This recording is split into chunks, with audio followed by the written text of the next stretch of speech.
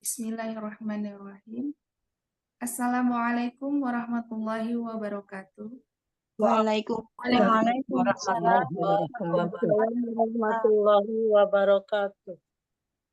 Innal hamdalillah nahmaduhu wa nasta'inuh wa nastaghfiruh wa na'udzu billahi min syururi anfusina wa min sayyiati a'malina may yahdihillahu fala mudhillalah wa may yudlilhu fala hadiyalah.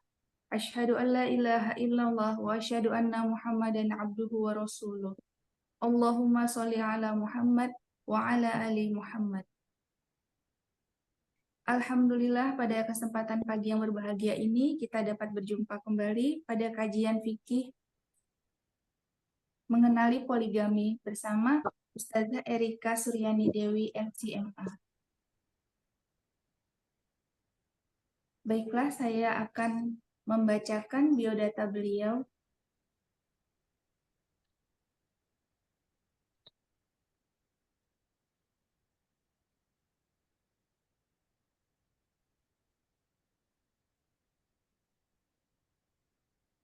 Nama lengkap Erika Suryani Dewi LCMA, nama panggilan Erika atau Dewi, tempat tanggal lahir Jakarta 12 April 1971, status menikah, anak 6, cucu 3. Alamat Jalan Bangka 8 36 Pelang Mampang, Mampang Perapatan. Amanah online, pengisi kajian MKFM DT Bandung, Ketua Komunitas Kotaku, kajian fikih online di beberapa komunitas dalam dan luar negeri. Amanah offline, Ketua Komunitas Kotaku atau Komunitas Pecinta Al-Quds, bekerja sebagai dosen tafsir hadis di STIDDI Al-Hikmah, Mampang, Jakarta Selatan. Pembimbing haji dan umroh, Sabita Travel, MK Travel, Cordova Travel. Tim Asatizah DT Bandung, Jakarta Batam, Daiyah atau Mubalikoh Perkantoran dan Majelis Taklim di Jabodetabek dan Indonesia. Bergerak di bidang dakwah, tafsir, hadits, fikih. Usaha, owner Sabita Travel, travel haji umroh Islamic, tur domestik dan internasional. Bergerak di bidang spesialisasi, jasa haji dan umroh, memfasilitasi manasik yang sesuai dengan sunnah Rasul Shallallahu Alaihi Wasallam. Pendidikan S1 dan S2 di International University of America, Khartoum, Sudan. Moto, menjadi manusia yang paling bermanfaat bagi sesama.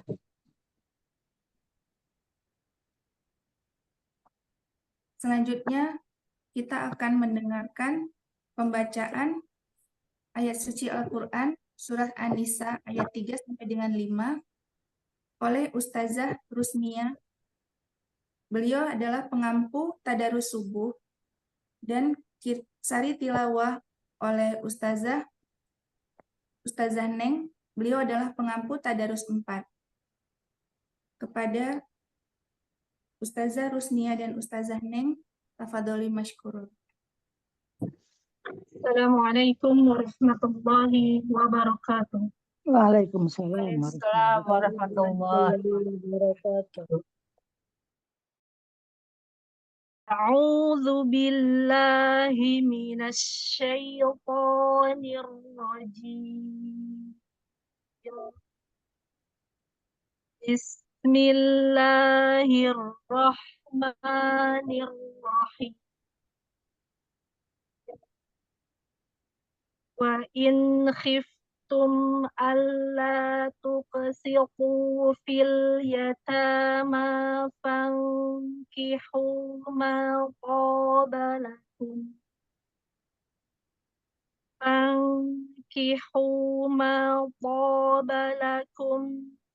minan nisa'i masna wa thulatha wa ruba'. Fa in khiftum alla ta'dilu fawahidatan aw ma malakat aymanukum. Dzalika adna alla تعولوا وآتوا النساء صدقاتهن نحلة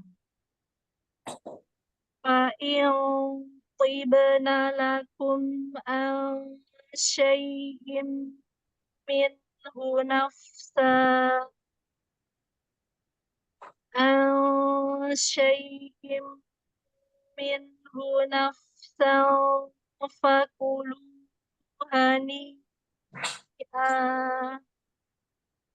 فكلوا هنيئا مريئا ولا تؤتوا السفهاء أموالكم التي جعل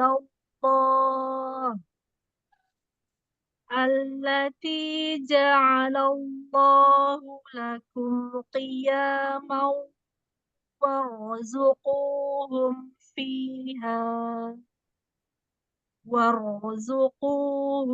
فيها واكسوهم وقولوا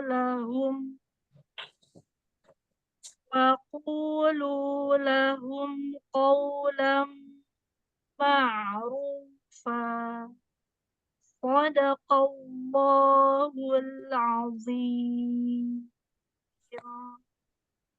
Aku berlindung kepada Allah dari godaan setan yang terkutuk. Dengan menyebut nama Allah yang Maha Pengasih, Maha Penyayang.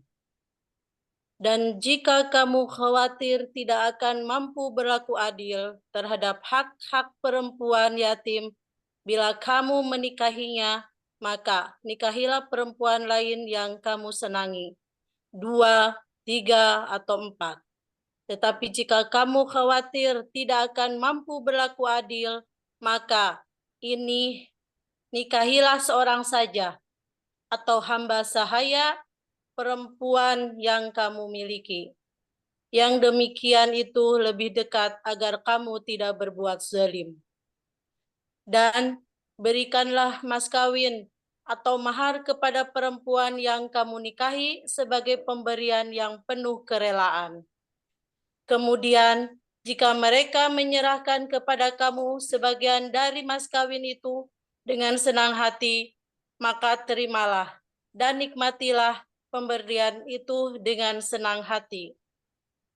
Dan janganlah kamu serahkan kepada orang yang belum sempurna akalnya harta mereka yang ada dalam kekuasaan kamu yang dijadikan Allah sebagai pokok kehidupan.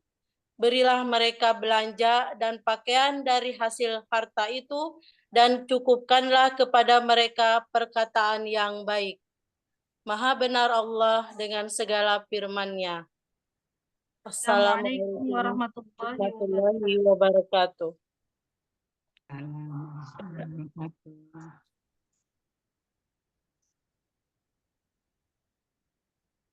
Alhamdulillah, tadi sudah kita dengarkan pembacaan ayat suci Al-Quran oleh Ustazah Rusnia dan Ustazah Neng. Kepada Ustazah Rusnia dan Ustazah Neng, jazakumullah khairan. Selanjutnya adalah pemaparan materi yang akan disampaikan oleh Ustazah Erika Suryani Dewi, LCMA. Sebelumnya, marilah kita membaca doa belajar. Rabbi zidni ilma warzuqni fahma. Kepada Ustazah Erika Suryani Dewi, LCMA, Al-Fadholi Mashkur. Ya, syukran jazakillah khairan, Mbak Tiviana ya. Wa'alaikum Ya, Alhamdulillah. Assalamualaikum warahmatullahi wabarakatuh.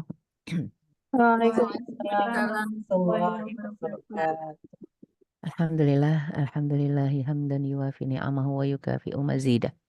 Rabbana lakal hamdu kama yanbaghi li jalali wajhik wa azimi sultanik. Raditu billahi rabban wa bil islami dina wa bi Muhammadin nabiyya wa rasula.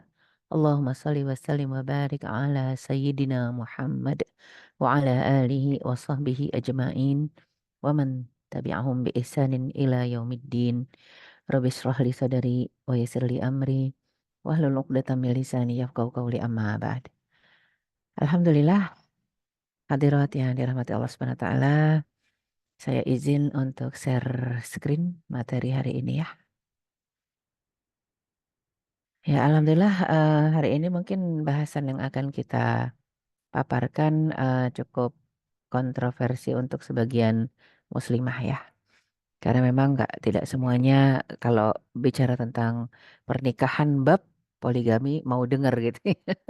Kadang-kadang suka nggak mau. Alhamdulillah di grup ini kita semua ingin thalabul ilmi. Kita ingin belajar ya. Kalau belajar itu kan yang namanya pembelajaran harus menggali semua isi Al-Quran. Harus menggali semua yang disampaikan Rasulullah SAW dalam sabda-sabdanya. Dan ketika semua kita nggak boleh pilih-pilih kan apa yang mau kita bahas. Ketika kita mengatakan membahas ya nanti terlepas dari hasil yang dibahas, terlepas dari hasil yang kita pelajari, yang kita pahami, masalah kesanggupan itu masing-masing pribadi berhubungannya langsung dengan Allah Subhanahu wa taala. Ya, dan juga dengan takdir-takdir yang sudah Allah tetapkan. Artinya kita di sini memang untuk membahas dalil syar'inya dan mengkaji ada apa dengan kontroversinya ya. Ketika Allah Subhanahu wa taala berfirman dalam surat Ar-Rum ayat 21, ini banyak orang yang mengatakan ini surat yang ada di kartu undangan ya. Padahal jelas suratnya ada di Al-Qur'an ya. Ya, kan tetapi karena saking seringnya di kartu undangan ada wa min ayatihi an khalaqalakum min anfusikum azwaja litaskunu ilaiha. Wa ja'alna bainakum mawaddatan wa rahmah. Inna fi dzalika laayatil liqaumi yatafakkarun. Dan di antara tanda-tanda kekuasaannya adalah dia menciptakan untukmu ya istri-istri dari jenismu sendiri. Kenapa disebut dari jenismu sendiri? Karena nggak boleh dari jenis yang selain manusia. Kalau barat sekularismenya mengajarkan silakan. Mau punya istri boneka boleh, mau punya istri binatang boleh, mau punya istri mobil aja boleh gitu ya. Kita udah sering ngelihat lah itu kalau di YouTube ya. Wah ya Allah ada yang nikah dengan mobilnya, ada yang nikah dengan hewannya, hewan peliharaannya, ada yang nikah dengan boneka bahkan ya. Dan itu dilegalkan.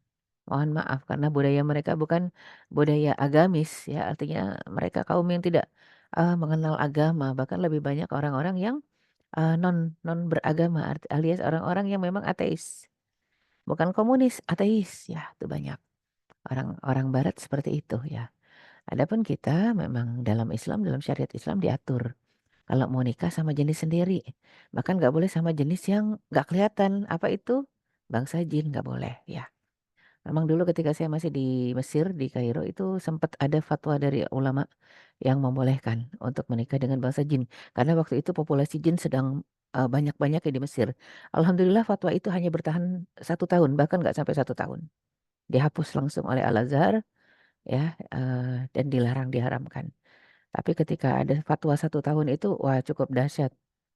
Banyak banyak sekali yang kita lihat di mobil tuh di bis ada laki-laki bicara nggak tahu sama siapa sebelahnya kosong ya ya Allah jadi sebelah tempat duduknya kosong terus yang laki-laki itu bawa anaknya penampilannya cantik tapi cantiknya serem gitu ya anak bayi-bayi jadi memang itu peranakan-peranakan jin ya. Ulamanya memberikan pengecualian adalah harus yang suaminya atau laki-lakinya itu dari jenis manusia. Yang boleh jin itu dari yang dari jenis jin itu istrinya gitu ya. Itu sempat 1 tahun bertahan. Cukup serem setiap kali kita masuk ke rumah itu ada suasana yang aneh gitu ya. Jadi harus banyak baca doa. Apalagi rumah-rumah kosong yang kita lagi cari kontrakan. Itu di sana ya. Padahal jelas sekali ayat suci Al-Quran mengatakan min anfusikum. Dari diri kalian sendiri artinya dari jenis manusia. Hanya boleh menikah dengan manusia. Azwajan istri-istri, pasangan-pasangan litaskunu ilaiha. Yang ini salah satu syarat ya wanita yang dinikahi itu kalau yang begitu ketika kita dari kenal sampai begitu terjadi pernikahan itu hati kita sakinah ya kalau ketemu itu sakinah gitu ya. Litaskunu sakinah itu tenang kalau ketemu. Bukan yang kalau ketemu jadi sepaneng ya. Kalau memang ketemu pasangan jadi sepaneng sudah selesai mungkin bukan itu jodohnya. Ya jadi memang harus cari yang kalau ketemu sakinah litaskunu ilaiha. Wa ja'alna bainakum mawaddah. Dari rasa sakinah bisa timbul mawaddah, rasa cinta. Dari tenang bisa timbul rasa cinta dan warahmah. Mawaddata warahmah, rasa cinta dan rahmah itu kasih sayang. Kalau usianya sudah sepuh-sepuh, 70 tahun, 80 tahun, mungkin sudah tidak bicara cinta, bukan bicara mawaddah. Mawaddah itu lebih kepada biologis, faktor biologis. Kalau sudah 80 tahun mungkin lebih ke rahmahnya, ya kasihannya, sayangnya. Aduh si nenek ke majelis taklim kok nggak pulang-pulang, ditungguin sama si kakek depan pagar. Bukan kalau udah datang mau digodain, bukan. Cuman kasihan takut si nenek kesandung di jalan. Atau takut si nenek masuk angin gitu ya. Atau si kakek lagi ngambil uang pensiunan juga si nenek tungguin aja. Bukan pengen digodain, bukan. Tapi memang kasihan. Ntar kelamaan di jalan dia batuk, dia masuk angin. Jadi rasa rahmat sudah lebih menguasai ya. Maka insya Allah untuk yang seperti ini bisa langgeng sampai surga kalau taat ya.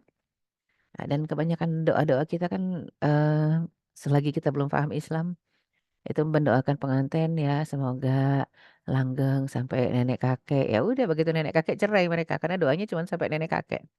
Ya harusnya kan memang barakallahu lak wa baraka alaik wa jama'a bainakuma fi khair.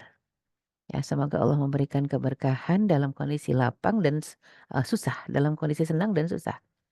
Laka wa alaika ya. Wa jama'a bainakuma fi khair, dan semoga Allah satukan selalu dalam kebaikan. Selagi kebaikan insya Allah bersatu. Kalau itu keburukan, kemaksiatan, silahkan berpisah. Karena ada syariat dalam pernikahan, itu salah satunya adalah talak gitu ya. Syariat mengatur kalau memang nggak bisa bersatu dalam kebaikan, mohon maaf jangan bersatu dalam kemaksiatan. Jangan saling mendukung dalam kemaksiatan. Ya, suami hobinya pinjol, judi online didukung. Oh, bukan begitu ya. Bisa selesai kita kalau memang ternyata suaminya doyan judi online. Selesaikan ya rumah tangga seperti itu. Lagi musim ini ya. Kasusnya lagi meningkat karena memang yang namanya judi online itu bikin ketagihan ya, sama seperti narkoba ya. Dia merusak otak itu, otak depan bukan cuma otak belakang. Sehingga orang ketagihan, padahal belum menang aja udah ketagihan, gimana kalau menang ya. Nah, itu satu hal. Artinya cari pasangan yang litaskunu ilaiha, yang ketika menikah berdampingan, ya ketika hidup bersama itu ada sakinah, ada ketenangan. Berarti kan ketenangan hanya bisa didapat kalau dua-duanya taat kepada Allah Subhanahu wa taala. Dua-duanya menjalankan perintah Allah, menjalankan syariat. Semua yang diperintahkan dikerjakan, semua yang dilarang ya tidak dilanggar alias ditinggalkan. Ya, hanya ada ketenangan seperti itu. Kalau ada ketenangan dalam maksiat bersama, mohon maaf bukan rumah tangga Islami. Itu bukan rumah tangga yang sesuai syariat, bukan rumah tangga yang isinya ibadah. Jadi standarnya memang standar syariat, tenangnya itu dalam ketaatan. Saling mengerjakan ketaatan, maka kita tenang. Kalau yang satu taat, yang satu maksiat, itu namanya sudah tidak bisa bersatu lagi, ya. Nah, itu satu hal yang penting untuk kita pahami. Dan hikmah menikah ini mau ke satu, kedua, ketiga, keempat sama hikmahnya. Ya, hikmah menikah memiliki tempat menyalurkan biologis yang halal. Terus jalan terbaik meneruskan keturunan dan menyempurnakan sifat-sifat kemanusiaan seseorang. Seorang laki-laki akan bertambah kebapaannya, akan bertambah keqawamannya, kepemimpinannya. Ini yang normal ya, ini yang normal. Yang normal hikmah menikah ini seperti itu, ya. Jadinya yang perempuan juga lebih bertambah keibuannya, ya. Lebih bertambah sisi kewanitaannya, ini yang normal, ya. Karena ada yang begitu menikah, ada juga yang sisi-sisi tidak normalnya jadi menguasai. Ya, akhirnya kepala kepala keluarganya adalah istri. Kepala rumah tangganya jadi istri karena suaminya takut sama istri. Nah, itu sisi yang tidak normal ya. Yang abnormalnya seperti itu. Oleh karena itu nah ada juga yang begitu menikah mereka membuat kesepakatan antara suami istri. Kita menikah untuk seumur hidup tapi kamu silakan cari pil, saya cari will, lah repot. Ya, kamu silakan cari pria idaman lain. Nah, suaminya bilang gitu ke istrinya. Kemudian suaminya mengatakan, saya silakan juga jangan larang saya mencari will wanita idaman lain. Ada kesepakatan-kesepakatan itu di barat ya. Yang saya rasa sekarang sudah mulai ada juga di Indonesia. Indonesia tuh mengadopsi semua yang rusak dari barat. Ya, jadinya itu yang kita khawatirkan. Jadi ada kesepakatan silahkan masing-masing punya pacar. Tapi kalau ditanya suaminya siapa, istrinya siapa, ya itu aja.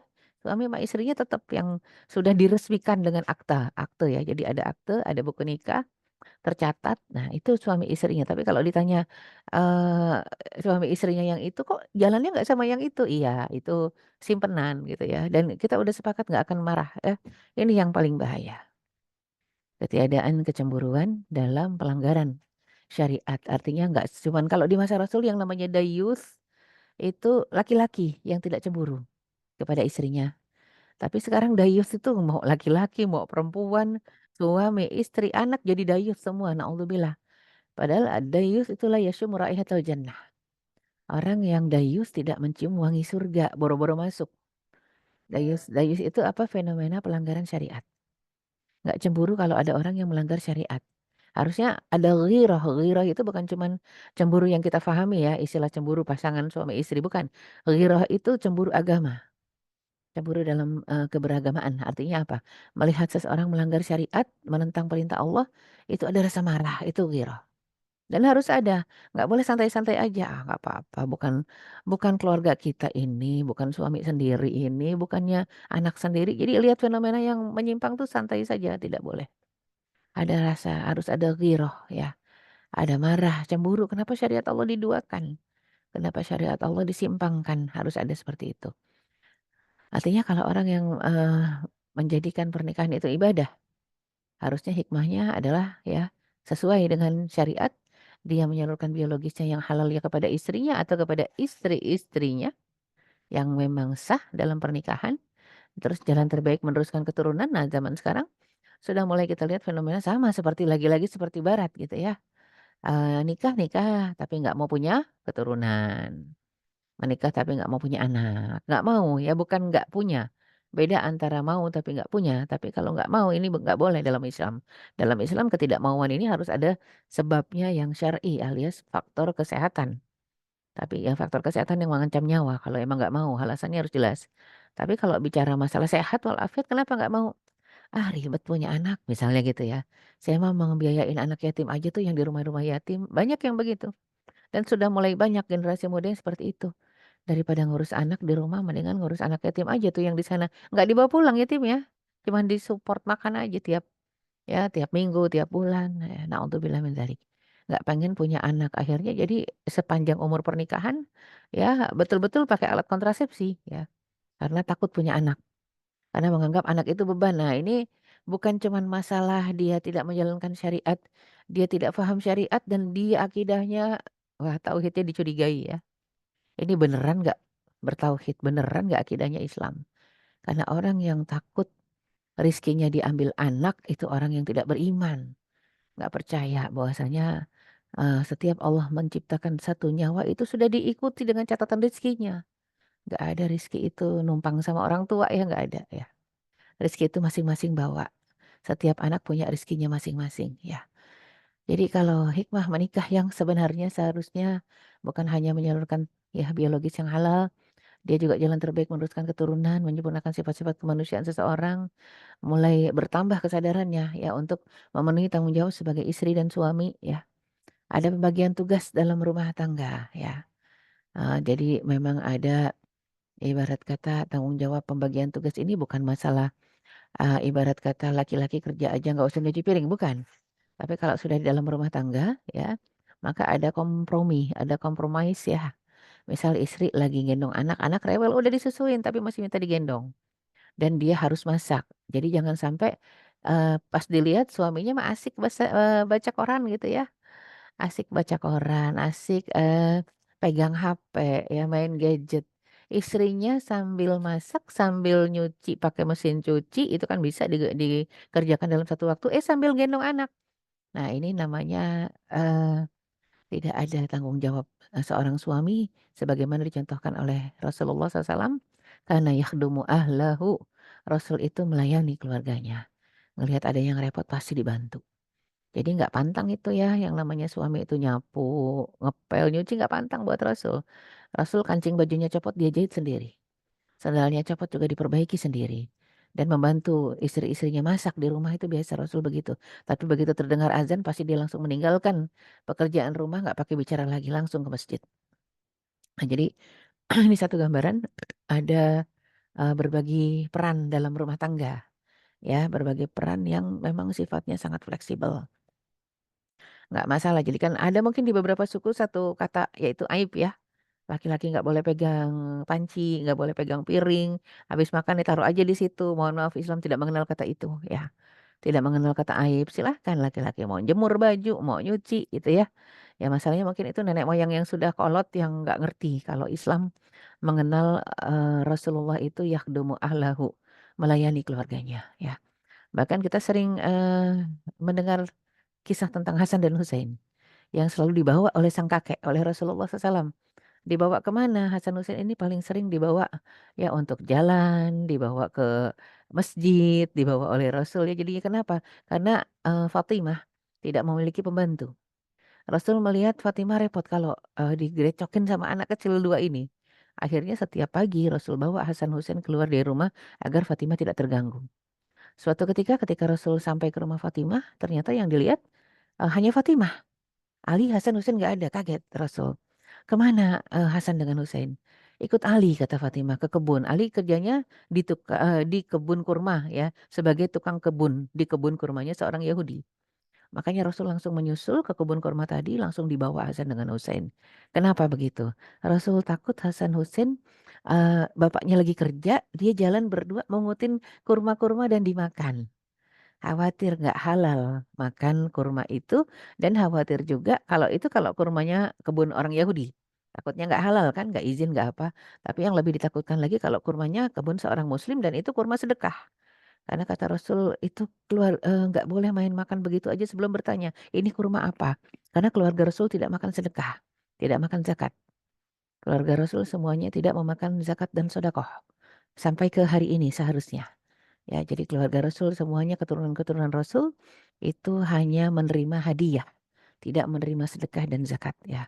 Sampai pernah melihat Hasan Husain sedang mengunyah kurma, Rasul mengatakan, buang, buang. Kenapa? Khawatir kurma sedekah gitu ya. Pendidikan agama dari kecil, bayangkan ya.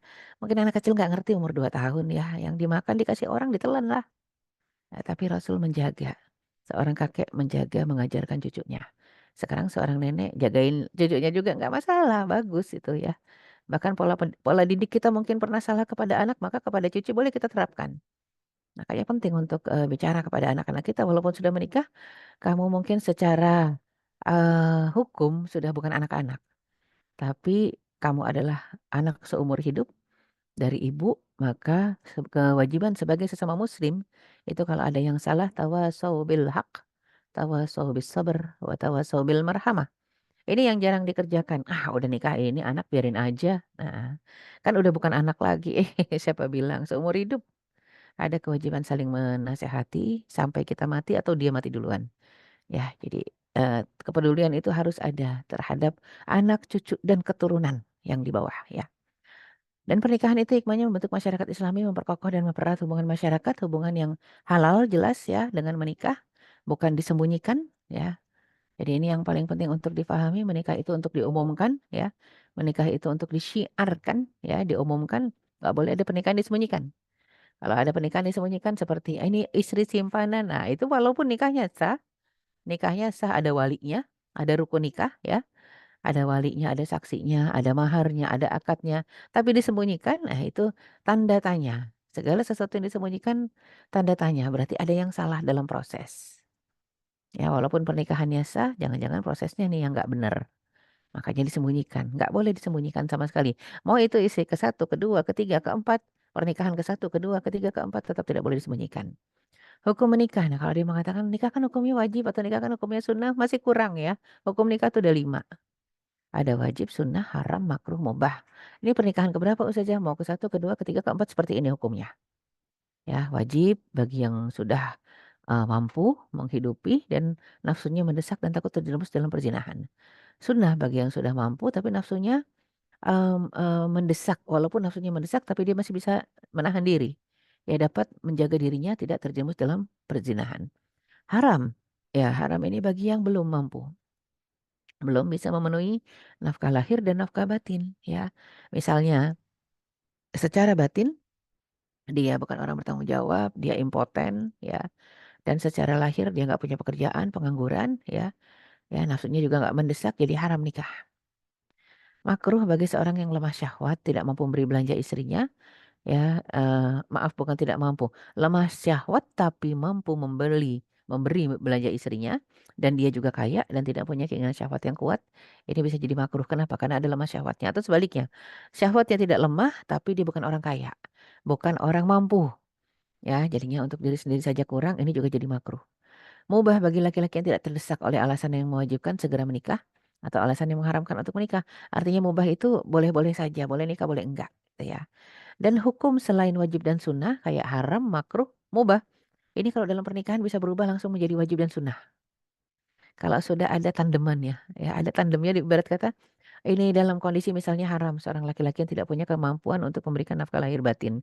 Tiba-tiba berjumpa dengan seorang wanita siap, yang siap. Yang siap menerima, "Udah deh, kita udah sama-sama sepuh, saya butuh teman untuk ngobrol, saya butuh teman untuk pergi kondangan," misalnya gitu ya. "Saya butuh teman untuk curhat, nggak apa lah kita udah sama-sama nggak pengen lagi hubungan, biologis. Kalau nafkah mah," misalnya si istrinya ini, calon istrinya ini orang yang kaya. "Kalau nafkah insya Allah tercukupi, saya kan punya perusahaan. Udah kita nikah aja kan, kita juga udah klik, udah cocok. Daripada kemana mana misalnya berduaan, dalam konteks apa berduaan? Boleh jadi si laki-laki ini sangat sabar dan, memang, senang mendengarkan curhatnya, atau si laki-laki ini ternyata supirnya, ya, dan, daripada berduaan dengan supirnya yang bukan mahram, pada akhirnya menikahlah. Pernah dengar, Profesor Doktor, Zakiyah Darajat, ya, yang udah sangat sepuh. Itu akhirnya kan menikah dengan supirnya, dengan drivernya. Ya itu Masya Allah itu keputusan yang sangat bijak. Karena profesor dokter tersebut paham Islam. Ya daripada kemana-mana diantar sama supirnya yang bukan mahramnya, akhirnya menikah di usia sepuh. Di usia lanjut ya. Ini keputusan yang Masya Allah kalau kata Imam Syafi'i, seandainya saya tahu besok saya wafat dan saya belum menikah, maka malam ini saya akan menikah. Karena berjumpa Allah dalam kondisi agamanya sudah lengkap. Nisfuddinnya udah nggak nisfu. Ya separuh agamanya nggak masih separuh, tapi memang sudah lengkap. Maka itu keputusan yang sangat bijak, Masya Allah ya. Harusnya jadi contoh teladan buat semuanya. Tapi masih banyak sekarang, saya sendiri banyak santriwati-santriwati yang udah 30, 40, 50 belum nikah. 50 tahun. Masih terlalu tinggi ekspektasinya dan juga standar yang ditaruh. Ada yang melamar, ditolak ya. Mungkin si perempuan hafizah, dia berharap yang datang hafiz, nggak bisa begitu.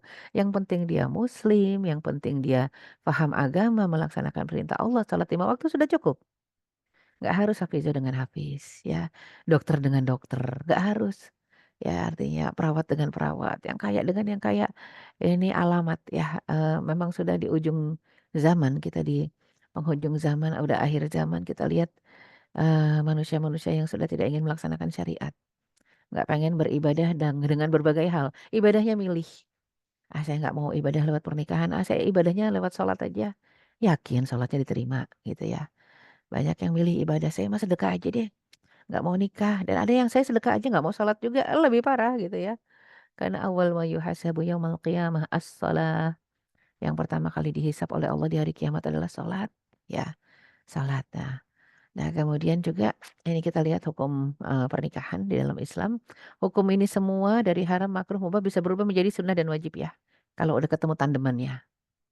Ya apalagi yang mubah, sama-sama mubah, si laki-laki nggak ada hasrat karena mungkin, workaholic bisa jadi ya, sibuk dengan kerjaannya, tapi ketemu nih sama teman partnernya yang workaholic juga perempuan. Dua-dua pulang malam barengan, nggak ada rasa. Ya, ini kalau udah begini mubahnya bisa berubah jadi wajib.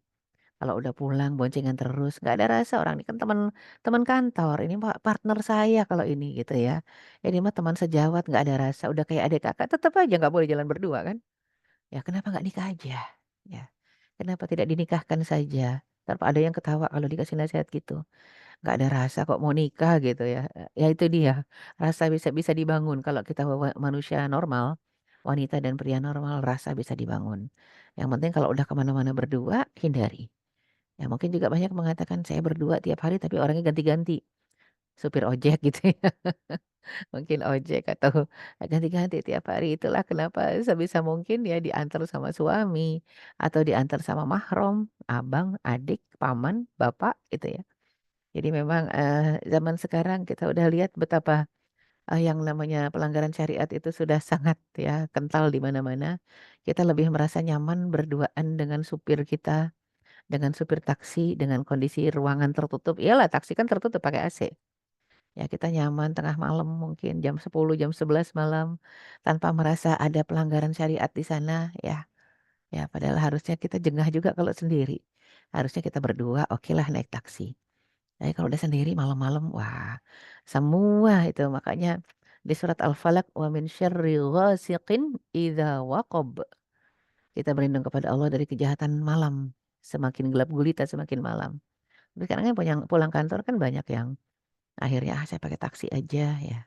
Tiap hari memang ganti supirnya bukan dia-dia aja gitu ya. Cuman ya itu dia pelanggaran syariat dari sisi berduaan. Sebenarnya ya itu dia, lebih bagus akhirnya ya dengan suami lah ya yang terbaik, kalau ada suami, kalau enggak cari mahram. Tapi kalau enggak juga darurat, jangan rapat-rapat ditutup jendelanya, ada space dibuka sedikit, khawatir nanti kita dibawa kabur ya tinggal teriak gitu kan. Jadi selalu ada eee, antisipasi. Islam itu agama yang antisipatif. Agama preventif. Allah tidak mengatakan la tazni, jangan zina, tidak. La taqrabuz zina, jangan dekati. Deket-deketnya saja nggak boleh. Bukan jangan zina, tapi ayat mengatakan wala taqrabuz zina. Jangan dekati gitu ya. Jadi mukaddimah-mukaddimahnya prolognya aja nggak boleh deketin apalagi perbuatannya. Dan kita lihat hukum poligami ya. Kalau tadi kita bicara hukum pernikahan, banyak orang berbicara mungkin kalau hukum poligami kan bukan hukum nikah yang dibicarakan, tetap sama. Poligami itu bedanya cuman kalau kita bicara hukum nikah saja, daurah munakahat, pelatihan pranikah, mungkin kita yang terbayang di kepala kita, oh pernikahan pertama. Kalau poligami beda babnya, enggak sama juga, babnya sama. Bab pernikahan cuman ini menikah mungkin sudah yang kedua kali atau ketiga kali atau keempat kali. Salah satu bukti kasih sayang dan karunia Allah pada hambanya dengan membatasi hingga 4 istri saja dalam satu waktu. Yang hidup maksudnya ya. Ada mungkin orang punya istri 8 tapi begitu istrinya satu meninggal dia nikah lagi. Ya 4, meninggal lagi nikah lagi 4. Kenapa kok disebutnya dibatasi? Iya, karena ketika Islam datang itu banyak sahabat yang punya istri 100, ada yang 10, ada yang 20, ada yang 15, ada yang 14, ada yang 7. Sehingga kalau jumlah istrinya saja sudah puluhan atau lebih dari 4 ya, maka begitu syariat datang ya, fankihu ma taba lakum minan nisa'i matsna wa thulatsa wa ruba', yang boleh dinikahi wanita yang kamu suka cuma sampai 4, maka Rasul memerintahkan yang istrinya lebih dari 4, ceraikan istrimu, sisakan 4 saja. Nah, sisakan 4 ini bukan nomor 1, nomor 2, nomor 3, nomor 4, bukan ya. Dari misalnya dari 10, ceraikan, kamu pilih seleksilah, silahkan istikharahkan. Yang kamu suka pertahankan 4, yang selebihnya silahkan ceraikan. Mungkin yang nggak disuka bukan wajah ya, bukan cuma masalah udah tua, umur, bukan. Tapi yang nggak disuka dalam perlakuan mungkin, tindak tanduk ya. Dalam adabnya, dalam ibadahnya nggak taat, sudah ceraikan. Pilih yang paling bagus. 4 saja, mutunya yang paling bagus. Ya, jadinya memperbanyak jumlah atau kuantitas umat Islam yang berkualitas itu dengan poligami. Karena Rasulullah SAW bangga dengan banyaknya umat di hari kiamat nanti. Ya, artinya apalagi ini menjadi solusi bagi wanita yang mungkin tidak subur atau mandul, silahkan izinkan suaminya untuk menikah lagi. Kenapa? Karena memang Allah sangat menyukai ya kalau umatnya ini banyak. Rasul pun sangat bangga di hari kiamat kalau umatnya banyak. Ya, Masya Allah. Kalau kemarinnya sempat mendengar almarhum putra. Jadi almarhum ini putra dari almarhum Arifin Ilham ya. Amr ya. Itu kan istrinya sempat mengatakan, aduh Abang Amr baik banget gitu ya. Betapa senang kalau wanita-wanita lain yang soleha juga merasakan baiknya Abang Amr, silahkan kalau Abang Amr mau nikah lagi. Cuman memang itulah mungkin orang baik umurnya nggak panjang ya. Sehingga banyak orang yang kalau suka iseng gitu ya ngingetin kita, jangan kebaikan ustazah, kalau kebaikan umurnya pendek katanya. Nggak gitu ya, artinya cuman memang orang kalau memang baik, soleh, biasanya umurnya tidak panjang-panjang, kenapa? Tugasnya di dunia sudah selesai. Di dunia ini tugas kita ngumpulin pahala. Kalau orang yang baik, orang soleh, orang soleha itu rata-rata meninggalnya cepat. Kenapa? Pahalanya sudah cukup, bekal sudah untuk pulang sudah cukup, untuk apa lagi di atas dunia? Makanya biasanya Allah panggil pulang, di recall ya, udah selesai tugasnya. Nah, kita yang kadang-kadang masih jahil, bodoh, merasanya orang jahat kan panjang umurnya. Kalau yang baik pendek umurnya, udah jadi orang jangan kebaikan. Itu masih ada kalimat-kalimat seperti itu berseliweran di telinga kita ya. Jadi orang jangan kebaikan ntar umurnya pendek. Jadi nggak tahu esensi hidup ya. Hidup ini untuk ngumpulin pahala aja. Karena kehidupan dunia itu fana, sementara. Yang sebenarnya yang kita bisa rasakan nikmat, betul-betul nikmat adalah di surga. Ya, jadi kebanyakan manusia pengennya hidup di dunia karena menganggap surga itu dongeng.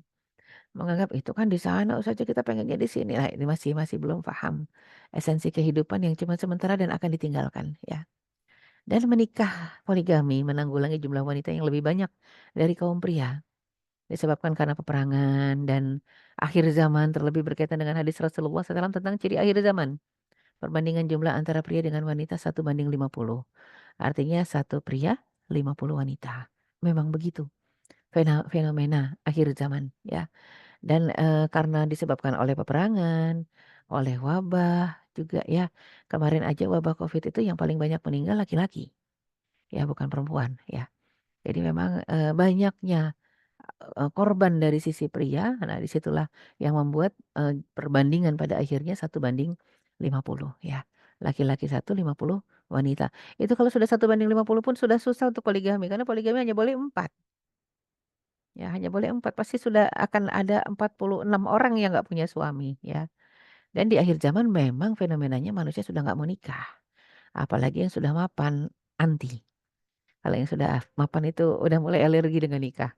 Ngapain gitu ya kita hidup susah-susah bersama orang, sendiri aja udah seneng, banyak yang begitu, naudzubillah min dzalik.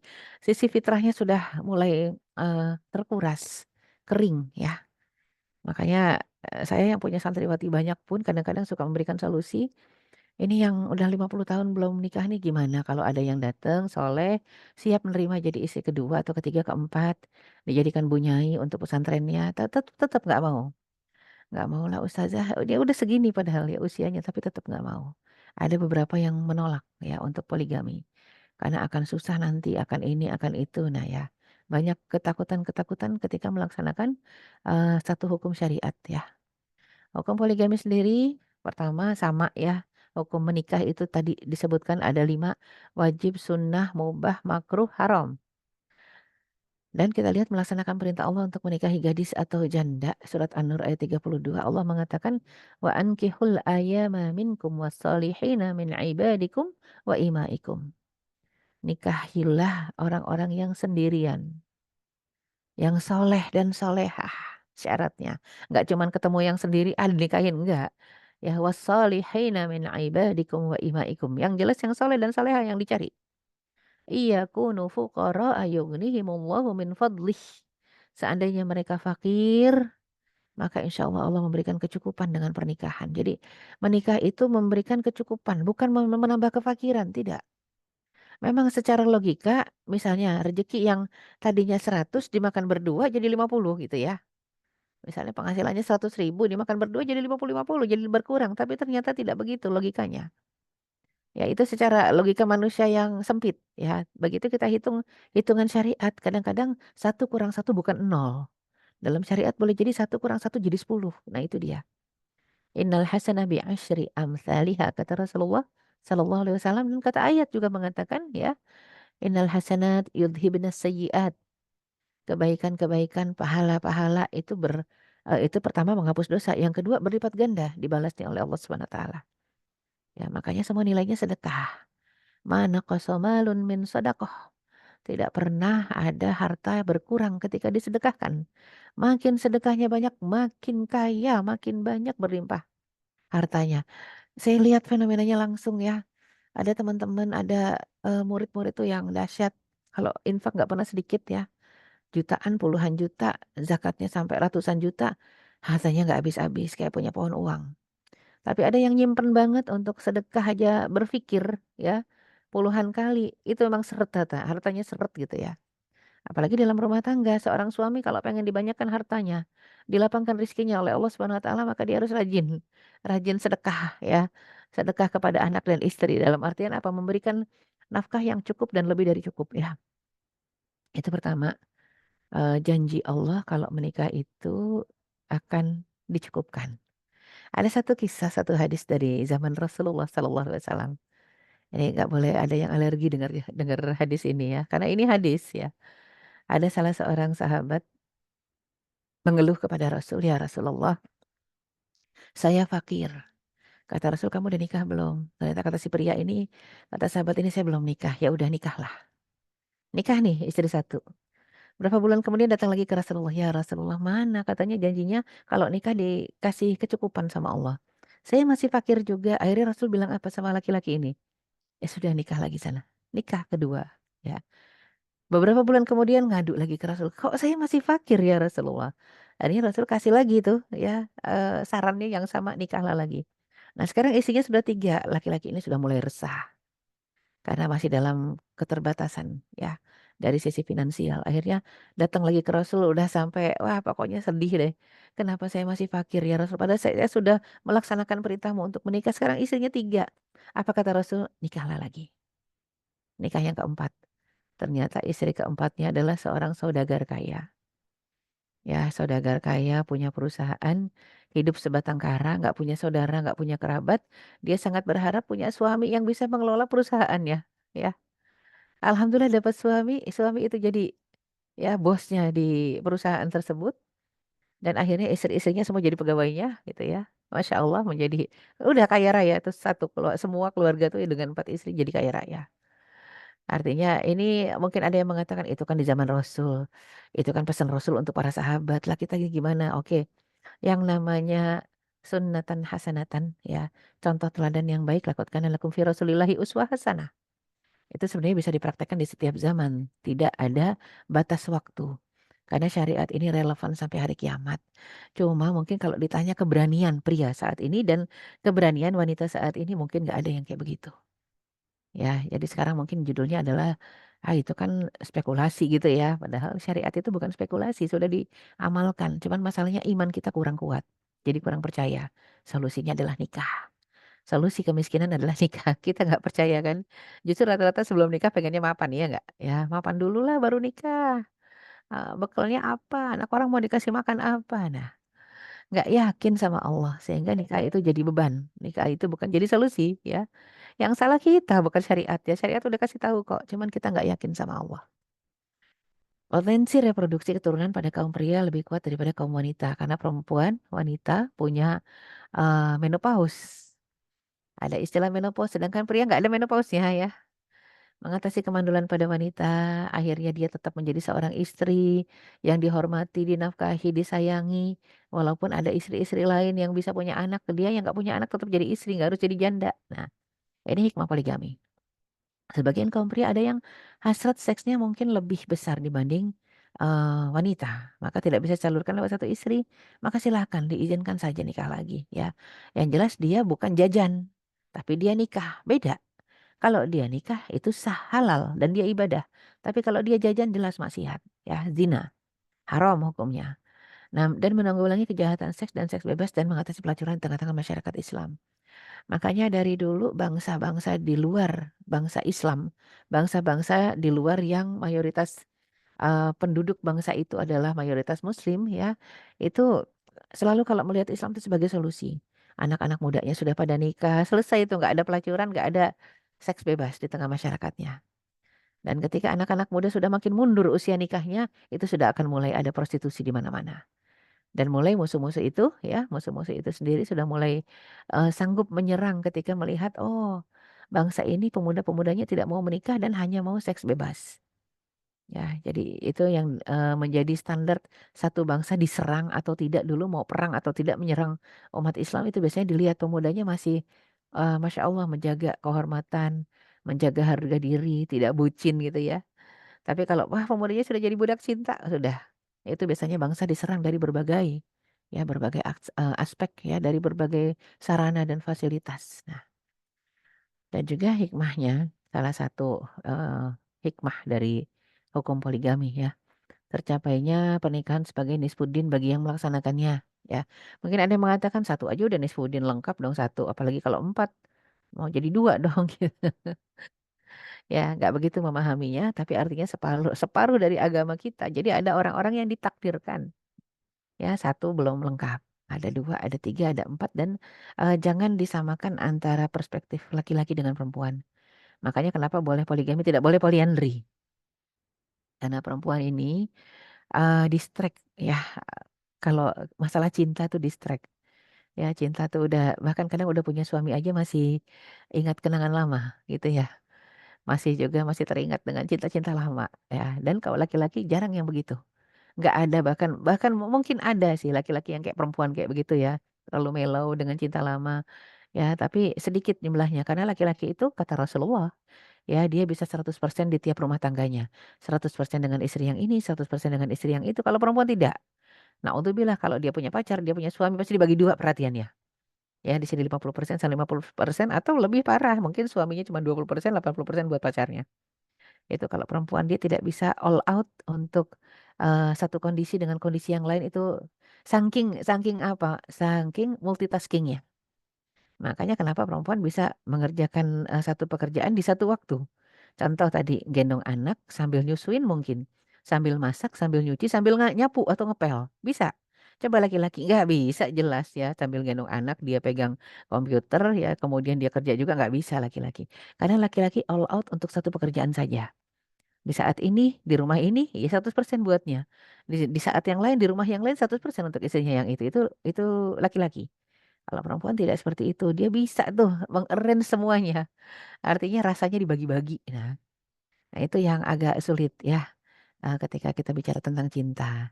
Perempuan itu kalau udah ketemu anak barulah cintanya all out untuk anak. Makanya kadang-kadang suami merasa diduakan oleh anaknya sendiri. Ya, karena kalau disebutkan zuyyina linnasi hubbus syahawati minan nisa wal banin. Wah, manusia dijadikan dalam pandangan mereka itu yang indah adalah pertama wanita. Artinya laki-laki mandang wanita indah. Wal banin dan wanita mandang banin anak-anak indah gitu ya. Kan jarang ya kalau kita lihat laki-laki ngelihat anak kecil, ih lucunya jarang. Tapi laki-laki kalau ngelihat cewek, ih cantik, pasti dia komentar gitu. Dan perempuan jarang kalau ngelihat cowok, ih ganteng ya. Begitu ada tampilan dua ini dia depan dia. Seorang laki-laki ganteng dengan anak kecil yang lucu. Kalau perempuan lebih distract kemana nih? Pasti dia lebih teralihkan kepada anak kecil.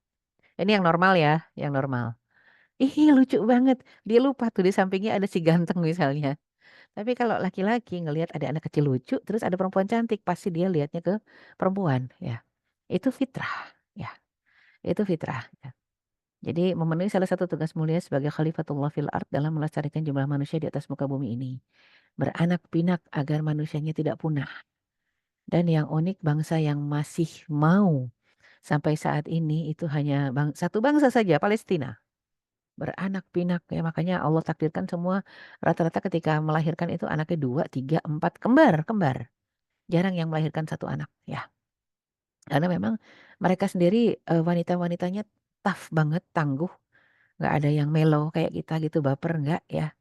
Jadi memang betul-betul mengedepankan syariat, mengedepankan iman dibanding mengedepankan sekedar akal saja tidak ya. Mungkin banyak orang yang berpikir dia sudah meninggal suaminya dia nggak akan nikah lagi. Oh jangan salah. Wanita Palestina suaminya wafat sudah selesai masa berkabung 4 bulan 10 hari dia akan menikah lagi dan akan punya anak lagi. Makanya yang depresi itu Zionis Israel. Ini bangsa di bumi hanguskan gak habis-habis. Karena reproduksinya juga terus berlanjut. Mengedepankan isar dan berlaku adil kepada setiap muslimah untuk sama-sama menunaikan fitrahnya sebagai seorang wanita. Ini yang mungkin susah ya. Seperti istri almarhum Amr jarang wanita seperti itu sekarang. Yang mau memang silahkan deh wanita lain kalau ada yang soleha dinikahin aja sama abang gitu ya. Biar bisa merasakan nikmatnya punya suami soleh. Enggak jarang ya. Wanita seperti itu di akhir zaman ini yang mau berbagi untuk tujuan ibadah jarang. Ya di kepala rata-rata adanya egois ya. Gimana caranya mempertahankan satu-satunya dijagain gitu ya. Ya, jadi memang itu yang ada. Dan naudzubillah ya kita ketika egois apa rasanya? Coba kalau anak perempuan kita diperlakukan seperti itu pasti kita nggak mau ya. Kita pun tidak mau diperlakukan seperti itu, anak-anak kita nggak mau. Jadi seharusnya kita pun adil ya dengan wanita lain. Maka kita harusnya ada rasa rasa ithar mengedepankan ya yang lain. Jadi itu satu kondisi di akhir zaman yang sudah sangat sulit untuk didapati wanita-wanita yang mau ithar dan al-ithar mendahulukan orang lain, kepentingan orang lain. Ini ithar ini poin ukhuwah paling tinggi. Ya, dalam ukhuwah ini derajatnya paling tinggi. Ya, jadi itu isar, dan derajat terendah ukhuwah adalah salamatus sadar. Hatinya lapang, sabar, ya. Itu derajat paling rendah, lapang, sabar, menerima segala kekurangan dan alasan dari saudaranya sesama muslim. Itu derajat ukhuwah paling rendah. Husnuzon, tidak seuzon, itu paling rendah. Paling tingginya isar. Nah, akhir zaman ini lebih unik. Banyak orang yang mengatakan, saya mah ada orang yang butuh uang, saya bisa bantu lebih banyak dibanding uang saya. Tapi dia nggak bisa salamatus sadar gitu ya. Memang aneh, sekarang semua fenomena terbalik-balik. Ya, manusia menjadi lebih tidak cerdas, balik lagi menjadi jahiliyah ya. Dan yang seharusnya tidak dikerjakan, yang seharusnya dikerjakan tidak dikerjakan ya. Itu fenomena akhir zaman ya. Surat An-Nisa ayat 3 itu sebenarnya bukan ayat perintah poligami ya, yang tadi dibacakan. Itu ayat berkaitan dengan adil kepada anak yatim. Ya, makanya kenapa perintahnya tentang anak yatim. Coba silakan baca surat An-Nisa. Ayat 2, 3, 4 itu bicara tentang anak yatim. Wa in khiftum alla ta'dilu fil yatama fanqihu ma taba lakum minan nisa'i masna wa thulatha wa ruba'. Wa in khiftum alla ta'dilu ya fawahidah aw ma malakat aymanukum. Dzalika adna alla ta'ulu ya. Jadi ini ayat mengingatkan bahwasanya ada adat jahiliyah dulu di masyarakat Arab. Itu selalu seorang laki-laki mencari istri yang yatim untuk dinikahi. Kenapa? Apalagi kalau yatimnya ini bapaknya yang meninggal tuh kaya. Karena ternyata masyarakat jahiliyah tidak memberikan warisan kepada perempuan. Jadi hanya Islamlah yang memberikan warisan kepada perempuan. Masyarakat jahiliyah tidak. Wanita tidak berhak mendapatkan warisan. Jadi yang dapat warisan kalau ada seorang ayah yang wafat, ini bukan anak laki-laki, bukan anak perempuannya. Anak laki-lakinya yang dapat warisan, satu. Anak perempuan nggak ada yang dapat warisan. Nah, lantas kalau anak perempuan ini menikah dengan seseorang, nah suaminya lah yang dapat warisan. Jadi yang dapat warisan cuma laki-laki. Ini adat jahiliyah. Makanya Islam yang mengatur perempuan dapat warisan. Separuh bagian dari laki-laki. Jadi kata Rasul itu setengah aja udah besar. Kenapa? Karena untuk dirinya sendiri. Adapun laki-laki ketika dapat warisan itu untuk dirinya, untuk istrinya, untuk anaknya, ya, untuk wanita-wanita yang ada di sekelilingnya. Tapi kalau perempuan dapat warisan itu untuk dirinya sendiri. Ya. Nah, jadi ini ayat berkaitan dengan zaman jahiliyah pada saat itu. Di zaman jahiliyah manusia-manusia ya, ketika menikah nih para pria carinya yang yatim kaya gitu ya. Anak yatim yang bapaknya ketika wafat kaya raya. Itu bahkan dalam satu sejarah diceritakan ya. Kalau seandainya tidak punya anak laki-laki dan anaknya perempuan semua, itu harta warisan dari si ayahnya ini larinya kemana? Ke paman. Yang menguasai adalah pamannya. Kemudian kalau berikutnya menikahlah anak perempuan ini, maka dibagi dua sama si paman. Nih hartanya nih. Ya, jadi tetap suami-suaminya yang dapat. Ya, makanya kenapa ayatnya mengatakan wa in khiftum alla ta'dilu ya fil yatama fankihu ma taba lakum. Kalau kamu takut menyakiti atau menzolimi harta anak yatim, silahkan. Nikahilah wanita lain yang bukan yatim, yang kamu senangi. Silahkan 2, 3, atau 4. Karena apa? Kalau nikahin harta anak yang bukan yatim, harta istri yang bukan yatim, gak ada kekhawatiran kita makan hartanya. Ya, harta warisannya maksudnya. Ya. Dan kalau takut juga nikahin istri yang bukan yatim 2, 3, 4, ya udahlah satu saja. Ini ayat sebenarnya sudah eksplisit menggambarkan adilnya syariat ini. Kadang-kadang suka diartikan ini kan perintah poligami. Bukan perintah poligami. Perintah untuk berlaku adil terhadap harta anak yatim.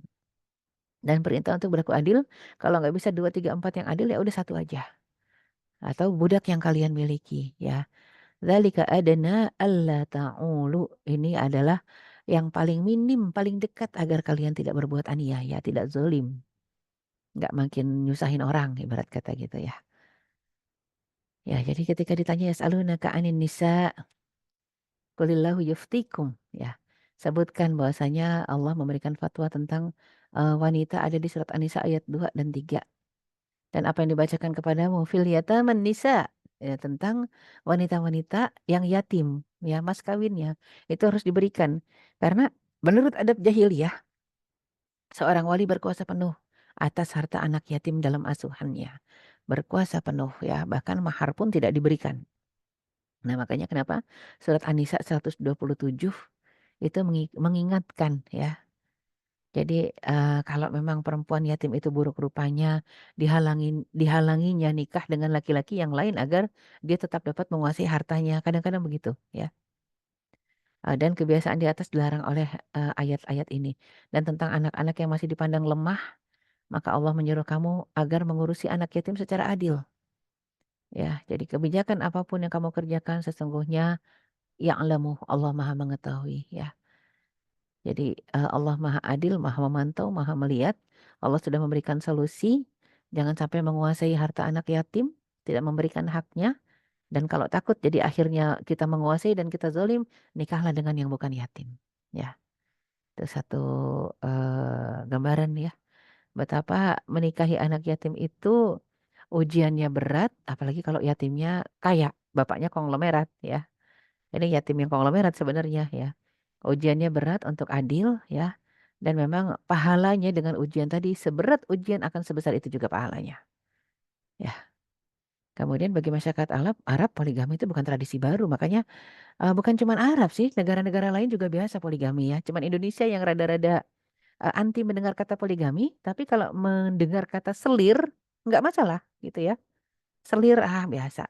Saya mah nggak apa-apa suami saya pacaran sama banyak cewek. Yang penting istrinya saya doang. Innalillahi wa inna ilaihi raji'un. Naudzubillah banyak yang begitu. Mempersilahkan suaminya maksiat, zina, tapi melarang dia untuk ibadah gitu ya. Lebih ridho suaminya maksiat dibanding ibadah. Bahasa Quraisy telah mengenal dan praktekannya sebelum ayat ini berbicara. Ghilan bin Salamah al-Thaqafi ketika masuk Islam telah memiliki 10 orang istri. Naufal bin Muawiyah 5 orang istri. Sabit bin Qais 8 orang istri. Ya, oleh karena itu Rasul meminta mereka semua silahkan pertahankan 4, sisanya ceraikan. Ya, demikian pula agama-agama samawi seperti Yahudi, Nasrani itu banyak ya. Kalau ada yang lihat tayangan di beberapa channel TV Barat luar ya, itu sister wife ya, itu praktek poligami di keluarga-keluarga Nasrani. Ya, sister wife rumahnya memang gede ya. Jadi istrinya, nah kalau mereka tidak ada pembatasan 4, ada yang 5. Dan masing-masing anaknya ada yang 6, 7. Wah, besar banget. Jadinya dia buat satu gedung itu untuk ke rumah mereka dengan anak-anak ya. Ya, jadi orang Yahudi sudah kenal poligami, Nasrani juga begitu dan sudah mempraktekannya hingga abad ke-17. Nabi Daud alaihissalam juga beristrikan 99 orang. Putranya Nabi Sulaiman, putra Nabi Daud ya, itu berisikan 700 orang ya. Dulu tidak ada pembatasan, dalam Islam ini justru dibatasi. Cuman gagal pahamnya kita karena tidak belajar. Mengira Islam bukan membatasi, justru memberikan kelonggaran gitu ya. Dari 1 dibesarkan 4. Tidak, ini dibatasi dari yang ratusan itu, puluhan itu dibatasi 4 saja. Jadi asalnya dari zaman dulu itu sudah banyak. Dibatasi 4 saja. Cuman kultur kita di Indonesia, khusus di Indonesia, karena lebih terkenal kultur adat istiadat yang wajarnya itu cuma 1 dan banyaknya selir. Kita tahu kerajaan-kerajaan di Indonesia, di Jawa terutama ya. Itu kan kalau bicara selir nih istri ini anaknya selir, ini anaknya selir yang ini, selir yang itu. Tapi istri mah 1, selirnya banyak. Lah ini selir apa? Budak. Bukan budak kan? Ya harusnya tidak ada selir ya. Harusnya memang istri dan hanya dibatasi 4 saja. Selir bisa 25 kalau kerajaan-kerajaan itu. Tapi istri mah 1 dan dengan santai ya istrinya seneng gitu ya. Na'udzubillah min dzalik ya. Nah, jadi ini yang penting untuk difahami ya oleh kita sebagai muslimah. Islam tidak menghapuskan atau melarang poligami. Islam membolehkan praktek yang sudah berlangsung setua usia peradaban manusia tersebut tetap berlanjut. Tapi dengan menggariskan 2 aturan. Dari segi jumlah, Islam membatasi sampai maksimal 4 saja. Dan dari segi kemampuan berlaku adil. Dari sisi kualitatif, adilnya bukan bicara ini masalah kualitas gitu ya. Ya, keadilan masalah kualitas ini agak susah memang. Jadi paling yang diminta dituntut itu adilnya kalau kualitas cuman apa yang nampak ya. Yang disembunyikan jelas beda. Rasul selalu ketika membagi nafkah kepada istri-istrinya itu proporsional. Dari sisi kuantitas proporsional. Nggak harus sama ya. Karena anak 1 dengan anak 10 beda pasti. Yang anaknya 1, istri yang anak 1 pasti lebih dikit nafkahnya. Dibanding istri yang anaknya 10 pasti lebih banyak, itu kuantitas ya. Jadi nggak perlu sama adil dari sisi kuantitas. Tapi yang dituntut untuk adil dari sisi kualitas. Artinya perhatian sama, nanya kamu sehat nggak itu sama ya, kasih sayang harus sama. Dan ini yang susah. Kalau hati kan beda ya. Hati susah untuk disamakan ya. Jadi memang Rasul nggak pernah ngejawab tuh kalau istri-istri yang nguji ya. Ya, ya Rasulullah, siapa yang paling kau cintai di antara istri-istri? Rasul nggak pernah jawab. Karena kalau dijawab pasti akan jadi ngegombal. Di sini bilangnya kamu, di sebelah sana bilangnya kamu, itu kan bohong ya. Karena masing-masing kamu. Jadi Rasul biasanya senyum, besoknya dikasih semua tuh istri-istrinya hadiah, ya. Dan ketika memberikan hadiah pakai mengatakan, jangan ceritakan pada istri yang lain ya. Jangan ceritakan pada istri yang lain. Apa rasanya kalau kita dipesenin, jangan cerita sama yang lain. Mungkin kita berpikir kita doang yang dapat gitu ya. Keesokan harinya lagi Rasul akan mengatakan di tengah keramaian, yang aku berikan kemarin hadiah itu yang paling aku cintai. Ya, artinya kan sama semuanya merasa paling dicintai oleh Rasulullah SAW. Alhamdulillah nggak ada yang bocor ya. Ya dikasih hadiah, saya juga. Nah, artinya ketahuan semuanya dikasih hadiah. Tapi ini Masya Allah amanahnya. Amanah mereka, pesan Rasul dikerjakan. Tidak diberitahu kepada istri yang lain ya. Dan ketika Allah SWT menetapkan batasan jumlah 4 orang istri bagi yang poligami, tentulah karena Allah Sang Maha Pencipta, pasti Maha mengetahui kemampuan makhluknya yang akan bisa mengemban amanah itu karena konsekuensi adil sebagaimana yang telah Rasul contohkan. Rasulullah SAW sudah mencontohkan ternyata bukan satu hal yang mudah untuk ditiru oleh semua orang. Kecuali bagi mereka yang siap mengarungi samudra dalam mencari ridha Allah. Ya, jadi Rasul pun udah berkali-kali menghadapi turbulensi ya dari istri-istrinya diuji. Istri-istrinya pernah demo minta tambahan uang belanja. Itu Rasul, itu Rasul. Akhirnya Rasul tidur di sebuah kamar di bilik dengan beralaskan tikar seorang diri. Nggak mau tidur, nggak mau menggilir istri-istrinya. Kenapa? Karena semuanya rata lagi demo. Sampai Rasul itu sholat zuhur dalam satu riwayat. Ada yang mengatakan sholat asar dalam riwayat lain itu bukan 4 rakaat, hanya 2 rakaat. Kenapa? Distract, pusing ya. Karena apalagi mikirin istri-istrinya yang sedang demo nuntut tambahan uang belanja. Jadi sampai sholat yang harusnya 4 rakaat jadi cuma 2 rakaat. Sahabat pandang-pandangan sesudah itu. Ini syariat apa berubah ya? Zuhur jadi 2 rakaat. Padahal kita nggak musafir, kita nggak dalam kondisi perang, kita nggak dalam kondisi sibuk. Kita nggak sedang ada kebutuhan darurat. Kenapa jadi 2 rakaat aja? Nggak ada yang berani nanya Rasul karena ngelihat wajah Rasul yang sedang sedih ya. Akhirnya diutuslah oleh sahabat-sahabat besar, Abu Bakar, Umar, Utsman, Ali mengutus salah seorang yang lucu. Kamu aja nih yang lucu ya, sahabat yang lucu. Tanya ke Rasul deh. Kenapa kok kita sholat 2 rakaat? Bertanyalah orang tadi ke Rasulullah SAW. Ya Rasulullah, apakah syariat berubah? Rasul kaget. Apa maksudnya? Apakah syariat berubah sekarang zuhur jadi 2 rakaat? Kata Rasul, enggak, tetap 4. Anda sholat 2 rakaat ya Rasulullah. Enggak, kata Rasul, saya sholat 4 rakaat. Kata sahabat tadi, kalau gitu tanyakanlah ke sahabat besar kalau nggak percaya sama saya. Ketika Rasul bertanya, benar kita sholat tadi 2 rakaat. Betul ya Rasulullah, kata Abu Bakar, Umar, Utsman, Ali. Oke, kalau gitu kita tambah 2 rakaat lagi. Ya, itu jadi landasan, jadi hukum sekarang ya. Cuman punya usut ada apa Rasul sampai ya teralihkan seperti itu. Karena lagi mikirin istri-istri yang lagi demo. Akhirnya apa sarannya Abu Bakar, Umar, Utsman, Ali? Ya Rasulullah ceraikan aja itu istri yang demo. Banyak perempuan lagi. Karena udah tahu suaminya ini sibuk mikirin umat gitu ya. Masih nuntut ke tambahan ya, masih nuntut kelebihan dari uang belanja. Akhirnya Rasul kali kasih pilihan. Kalau kalian mau diceraikan, aku ceraikan baik-baik. Kalau kalian mau bertahan, ayolah kita menjalani kehidupan ini dengan sama-sama. Ya, berjihad di jalan Allah, ya mencari kebutuhan yang memang mencukupi di jalan Allah, tapi tidak berlebih karena memang istri-istrinya minta sesuatu yang lebih ya. Akhirnya semua istrinya sepakat, tidak, saya tidak mau dicerai, saya ridho menjadi istri Rasul. Ya, cukup buat kami Allah dan Rasulnya. Udah ya. Itu satu gambaran ya kalau zaman dulu saja istri-istri Rasul bisa demo. Apalagi sekarang. Istri-istri yang protes ya kepada suami menuntut tambahan uang belanja. Ya, ini kita lihat ya Rasul sesibuk apa. Kalau suami kita asik di rumah main gadget, main game, ya dan nggak ngasih makan ya silakan tuntut itu ya. Ini kan kesibukannya beda ya. Ya, kesibukannya beda. Rasul nggak nganggur, mikirin umat, ya. Dari pagi sampai pagi lagi dan setiap hari, ya. Nah, jadi kita lihat juga kesibukan suami kita apa. Silahkan tuntut karena itu hak kita. Ya, teman sekali lagi kita lihat kalau sudah diberikan dengan jerih payah dan banting tulangnya sang suami dari pagi sampai malam, oke terima. Yang diberikan itu walaupun kurang terima. Ya, masing-masing akan Allah berikan jalan keluar dan solusi. Karena memang apa? Dulu di masa Rasulullah itu tidak ada satu perempuan pun, satu istri pun yang tidak punya pekerjaan. Ingat, bekerjanya perempuan bukan untuk mencari nafkah, tapi untuk apa? Untuk sedekah, untuk sodakoh, pakai uang dari hasil keringatnya sendiri, agar pahalanya 100% miliknya sendiri, ya.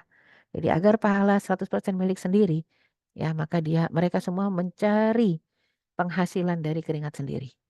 Nggak mau pakai uang Rasul, padahal Rasul sudah wanti-wanti, ini pakai uang dari pemberianku, silahkan sedekahkan. Mereka cerdas semua, istri-istrinya mengatakan terima kasih. Kalau begitu nanti pahalanya dibagi dua, ya. Ini kecerdasan yang terasah karena apa? Mengedepankan akhirat, bukan mengedepankan dunia dan egonya, ya. Itu yang terpenting dalam kehidupan kita, ya tentunya. Dan juga ya kita lihat dari sisi sirah. Yang paling berkesan saat Rasulullah SAW mempersaudarakan Muhajirin dan Ansor. Kisah Sa'ad bin Rabi dengan Abdurrahman bin Auf yang tidak ada ikatan kekerabatan, akan tetapi saat mau membagi separuh kekayaannya pada Abdurrahman, bahkan menawarkan satu dari dua orang istri yang dimilikinya. Aduh, Masya Allah ya, kisah tentang hijrah. Ya, kan begitu hijrah sampai Madinah, Rasul mempersaudarakan Muhajirin Ansor. Satu orang Muhajirin dengan satu orang Ansor. Dipersaudarakanlah Abdurrahman bin Auf yang muhajir nih dari Mekah. Dipersaudarakan dengan orang Madinah namanya Sa'ad bin Rabi. Dia punya dua istri, dia punya kekayaan yang luas, yang banyak. Kebunnya luas, hartanya banyak ya. Jadi begitu sudah dipersaudarakan, dipersilakan main ke rumah. Ayo Abdurrahman ke rumah, kata Sa'ad. Ini rumah saya, saya bisa bagi dua kok. Itu kebun saya bisa bagi dua. Nah itu istri saya dua orang. Yang kamu suka yang mana saya ceraikan yang kamu suka. Bayangkan sampai begitu. Tapi Abdurrahman bin Auf juga waras ya, waras dalam artian ya nggak gitu-gitu. Yang saya butuhkan bukan itu, cuman modal sedikit untuk memulai usaha. Karena namanya orang hijrah nggak bawa apa-apa ya, nggak bawa harta, nggak bawa apa-apapun juga. Akhirnya Abdurrahman mengatakan tidak, dullani ala suqil Madinah. Cukup tunjukkan aku mana pasar Madinah ini ya. Udah saya berikan pinjaman saja nanti saya kembalikan. Benar. Makanya disebutnya si tangan emas. Modal sesedikit apapun dikelola oleh Abdurrahman bin Auf biasanya berubah menjadi keuntungan yang berlipat ganda. Makanya infaknya, wah dahsyat. Dahsyat infaknya itu kalau Abdurrahman sejak kondisinya sudah menjadi kaya, ya sudah menjadi lebih baik, itu infaknya selalu 1000 ekor unta, bukan 100. 1000 ekor unta dengan barang dagangan yang ada di pundaknya. Makanya semakin hari semakin kaya, semakin hari semakin kaya itu Abdurrahman bin Auf. Tapi kita lihat bagaimana saat ini bisa ithar, mengedepankan saudaranya yang muhajirin. Dan ketika dipersaudarakan saat terlintas di kepalanya, fahamnya saat. Berarti segala sesuatu harus dibagi dua, termasuk istri. Karena dia punya dua. Sampai mengatakan kepada Abdurrahman, yang kamu suka sampaikan, saya ceraikan. Nggak ada, kalau kita punya barang nih, kita pengen sedekahkan ke orang. Nggak mungkin orang tadi yang kita suruh, kamu pilih yang kamu suka mana. Jarang begitu ya. Yang ada kita udah pilih dulu yang kita suka baru nih kamu suka nggak tuh kasihin orang ya. Itu beda banget makanya mutu keimanan lah yang membuat kita bisa berbeda. Mutu keimanan ya. Ya, keimanan kita mungkin rata-rata akhir zaman ini sudah sangat minim sehingga mengedepankan kebutuhan kita bukan kebutuhan saudaranya ya. Nauzubillah min dzalik. Dan kita lihat jika dilihat dari sirah bagaimana Umar bin Khattab menawarkan putrinya Hafsah yang ditinggal wafat oleh suaminya kepada Abu Bakar. Padahal Umar tahu Abu Bakar sudah beristri Ummu Rumman pada saat itu, mertuanya Rasulullah. Ya, ibunya Aisyah. Ya, tapi tetap ditawarkan, ya. Ini putri saya Hafsah, Anda mau nggak wahai Abu Bakar? Gitu ya. Itu prakteknya artinya apa? Nggak, dulu tuh nggak masalah ngelihat orang udah punya istri ditawarin lagi, gitu ya. Tetap ditawarkan lagi selagi istrinya belum 4 ya. Demikian pula ketika Ummu Salamah selesai masa iddahnya. Ya, Abu Bakar pernah meminangnya walaupun saat itu dia sudah beristri. Jadi pada saat itu pun Abu Bakar menceritakan kenapa dia menolak Hafsah. Ya karena ternyata Rasul pernah bercerita mimpinya kepada Abu Bakar. Saya pernah mimpi Hafsah kata Rasul ya. Sehingga Abu Bakar mengatakan berarti Rasul kalau udah sampai ke bawah mimpi ini ada minat sama Hafsah. Jadi jadi Abu Bakar tidak menerima tidak menerima tawaran Umar ya agar menikahi putrinya Hafsah.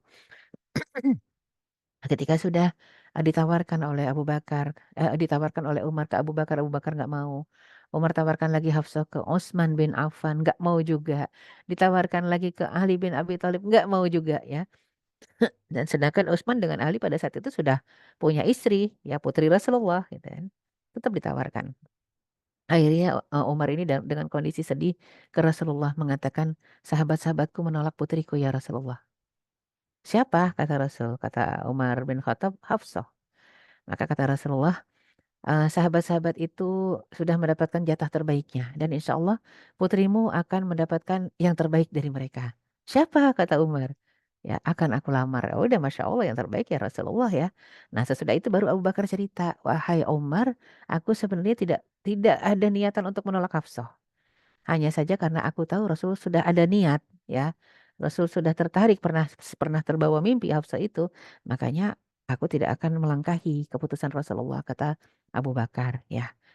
Nah, begitu juga ketika Abu Bakar pernah meminang Ummu Salamah selesai masa iddah ya untuk dijadikan istri padahal Abu Bakar sudah punya istri.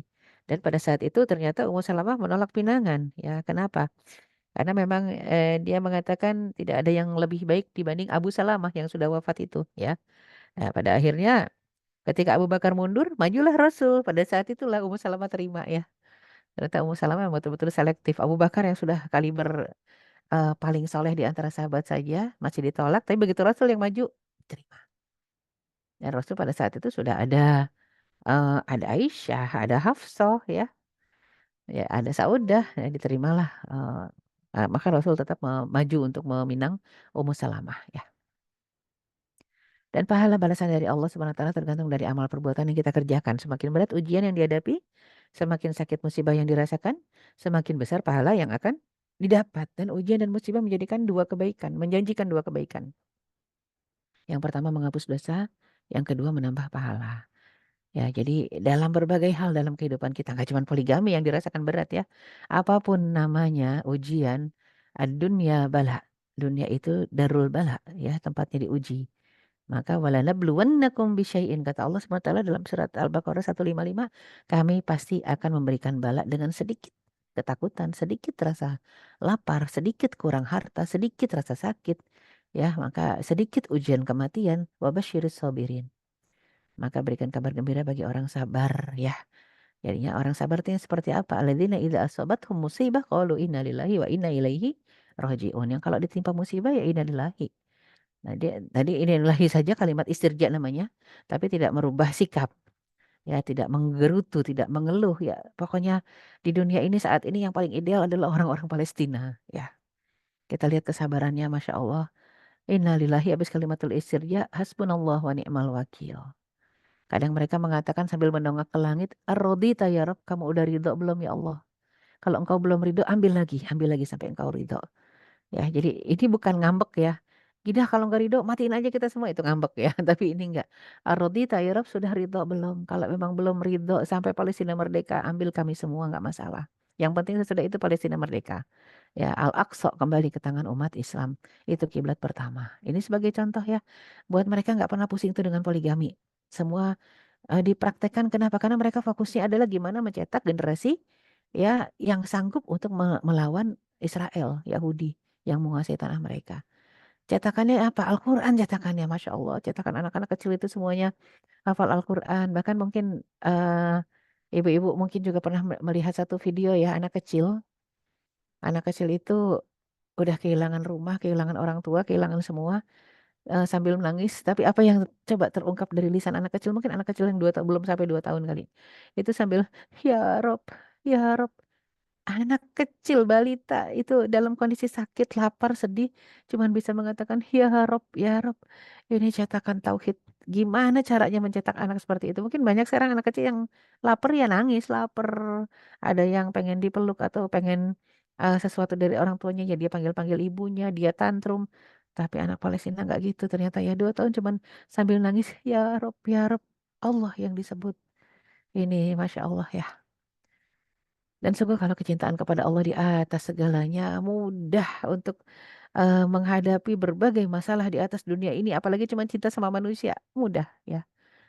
Dan juga tidak layak bagi seorang mukmin mencintai dirinya lebih dari mencintai Rasulullah.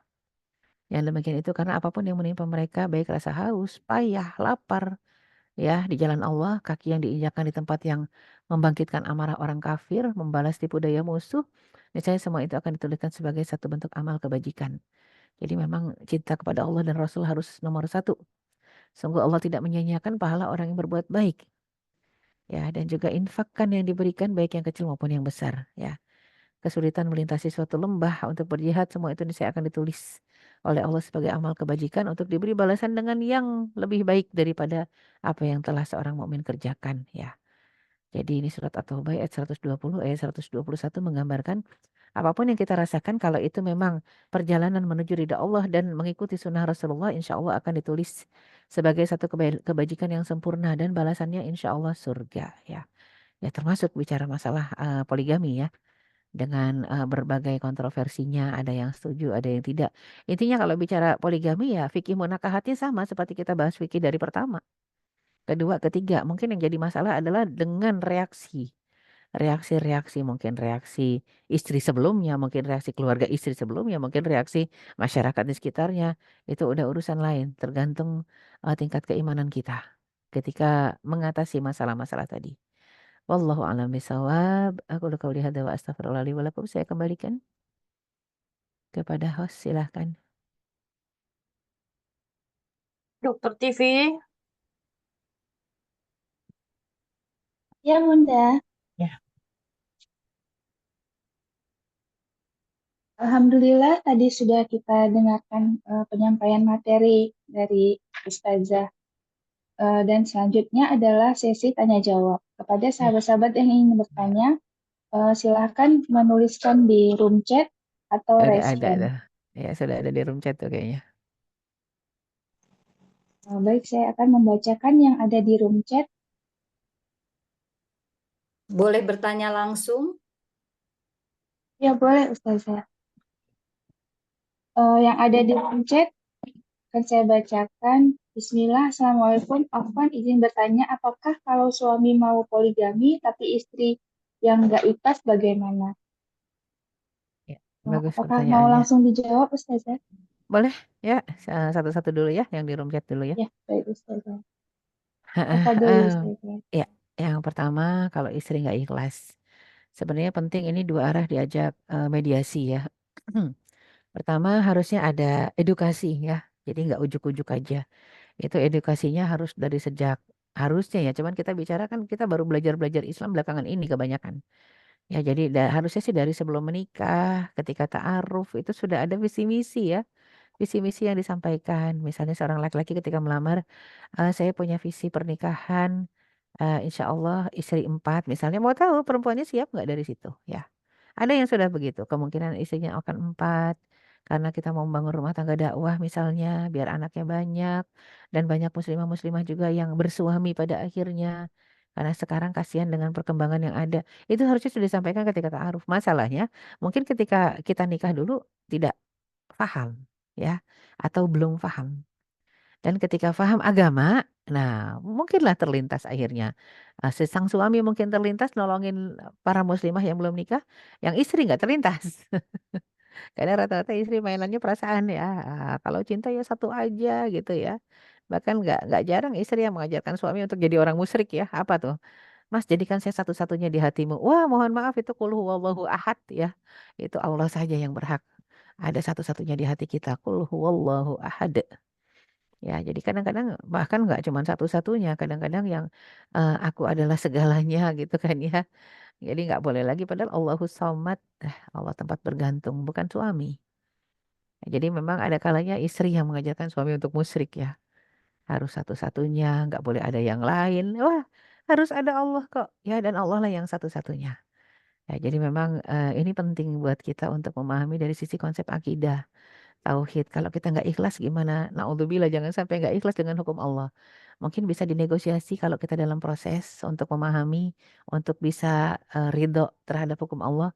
Sampaikan aja sama suami. Saya mengakui itu syariat yang ada dalam hukum Allah. Cuman masalahnya saya belum siap. Jadi jangan bilang nggak ikhlas, nggak ridho ya. Saya belum siap. Karena untuk ikhlas dan ridho itu nggak ada pilihan. Seorang muslim harus ikhlas dan ridho. Cuman memang fenomenanya apa dulu nih?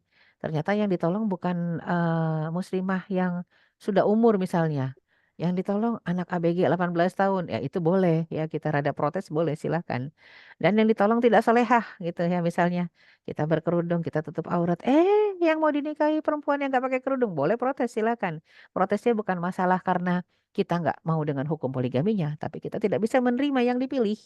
Kenapa yang dipilih bukan wanita baik-baik ya? Kenapa yang dipilih bukan seorang hafizah misalnya atau janda yang memang membutuhkan pertolongan ya misal. Dan masih banyak juga yang karena kita mengedepankan syahwat ya dan hawa nafsu di zaman ini ya. Itu mungkin kita akan mengatakan kenapa enggak nikahin aja nenek-nenek. Nenek-nenek. Kita lihat ayatnya ya, fankihu ma balakum. Silakan nikahi yang kamu suka. Ya kalau suaminya suka yang nenek-nenek nggak masalah ya. Tapi kan yang namanya yang disuka itu biasanya memang yang lebih muda atau lebih pinter, lebih cantik. Pokoknya ada sesuatu yang menjadikan dia disukai gitu ya. Kalau masalah lebih muda selisih 3, 4, 5 tahun nggak apa-apa deh. Cuman mungkin yang bikin nyesek para ibu itu misalnya usianya si ibu ini udah 40 tahun. Yang dipilih suaminya usia 17 tahun atau 18 tahun. Titik ya, titik penilaiannya apa? Kalau memang menilai ternyata yang 18 tahun ini hafizah misal ya. Oh, sudah gitu daiyah 18 tahun ya. Potensinya besar. Why not? Harusnya kita juga mengatakan kenapa kita tolak ya. Misal begitu ya. Anak kiai dan kita punya pesantren yang nggak ada bunyainya ya, kita mau lagi nyari. Ada tuh beberapa, ada sekarang lagi ada juga teman di Lombok yang nyari begitu. Istri pertamanya yang nyariin. Karena istri pertamanya daiyah kelilingan ya. Sang suami juga sibuk dai, mereka punya pesantren nggak ada yang ngurus. Jadi istri pertamanya nih yang sibuk kemana-mana sekarang. Sampailah ke saya, masalahnya santriwati saya nggak ada yang sanggup. Ya, aduh, ya sampai beritanya ke saya, nggak langsung tuh istri ya, cuman dia sampaikan ke adik angkat saya nyampein ke saya, pokoknya tolong carikan eh, muslimah, ya, akhwat yang solehah, kalau bisa hafizah untuk jadi bunyai di pesantren suami saya, mau diperistri. Itu istri pertama yang nyariin, ya. Masya Allah jarang orang yang berpikir untuk dakwah untuk umat jarang. Jadi kalau bicara kalau kita nggak ridho gimana Ustazah? Masalah nggak ridho nggak ikhlas itu harus di training ya, di training as-sabru bitasabur kata Rasulullah SAW, sabar itu bisa di training ya dengan latihan bersabar-sabar, latihan diridho-ridhokan, diikhlas-ikhlaskan dan nggak akan sampai kepada titik ridho kalau kita nggak paham hikmahnya, esensinya dan kita tekan semua hawa nafsu kita, syahwat kita. Sampai Rasul mengatakan la yu'min ya. Dianggap tidak sempurna keimanannya hatta yakunu hawahu taba'an lima ji'tu bih. Sampai hawa nafsu kita bisa nurut dengan apa yang Rasul bawa kata Rasul. Baru dianggap sempurna keimanannya. Latihan kalau bicara masalah ridho dengan ikhlas. Tapi kalau bicara kesiapan, sampaikan ke suami.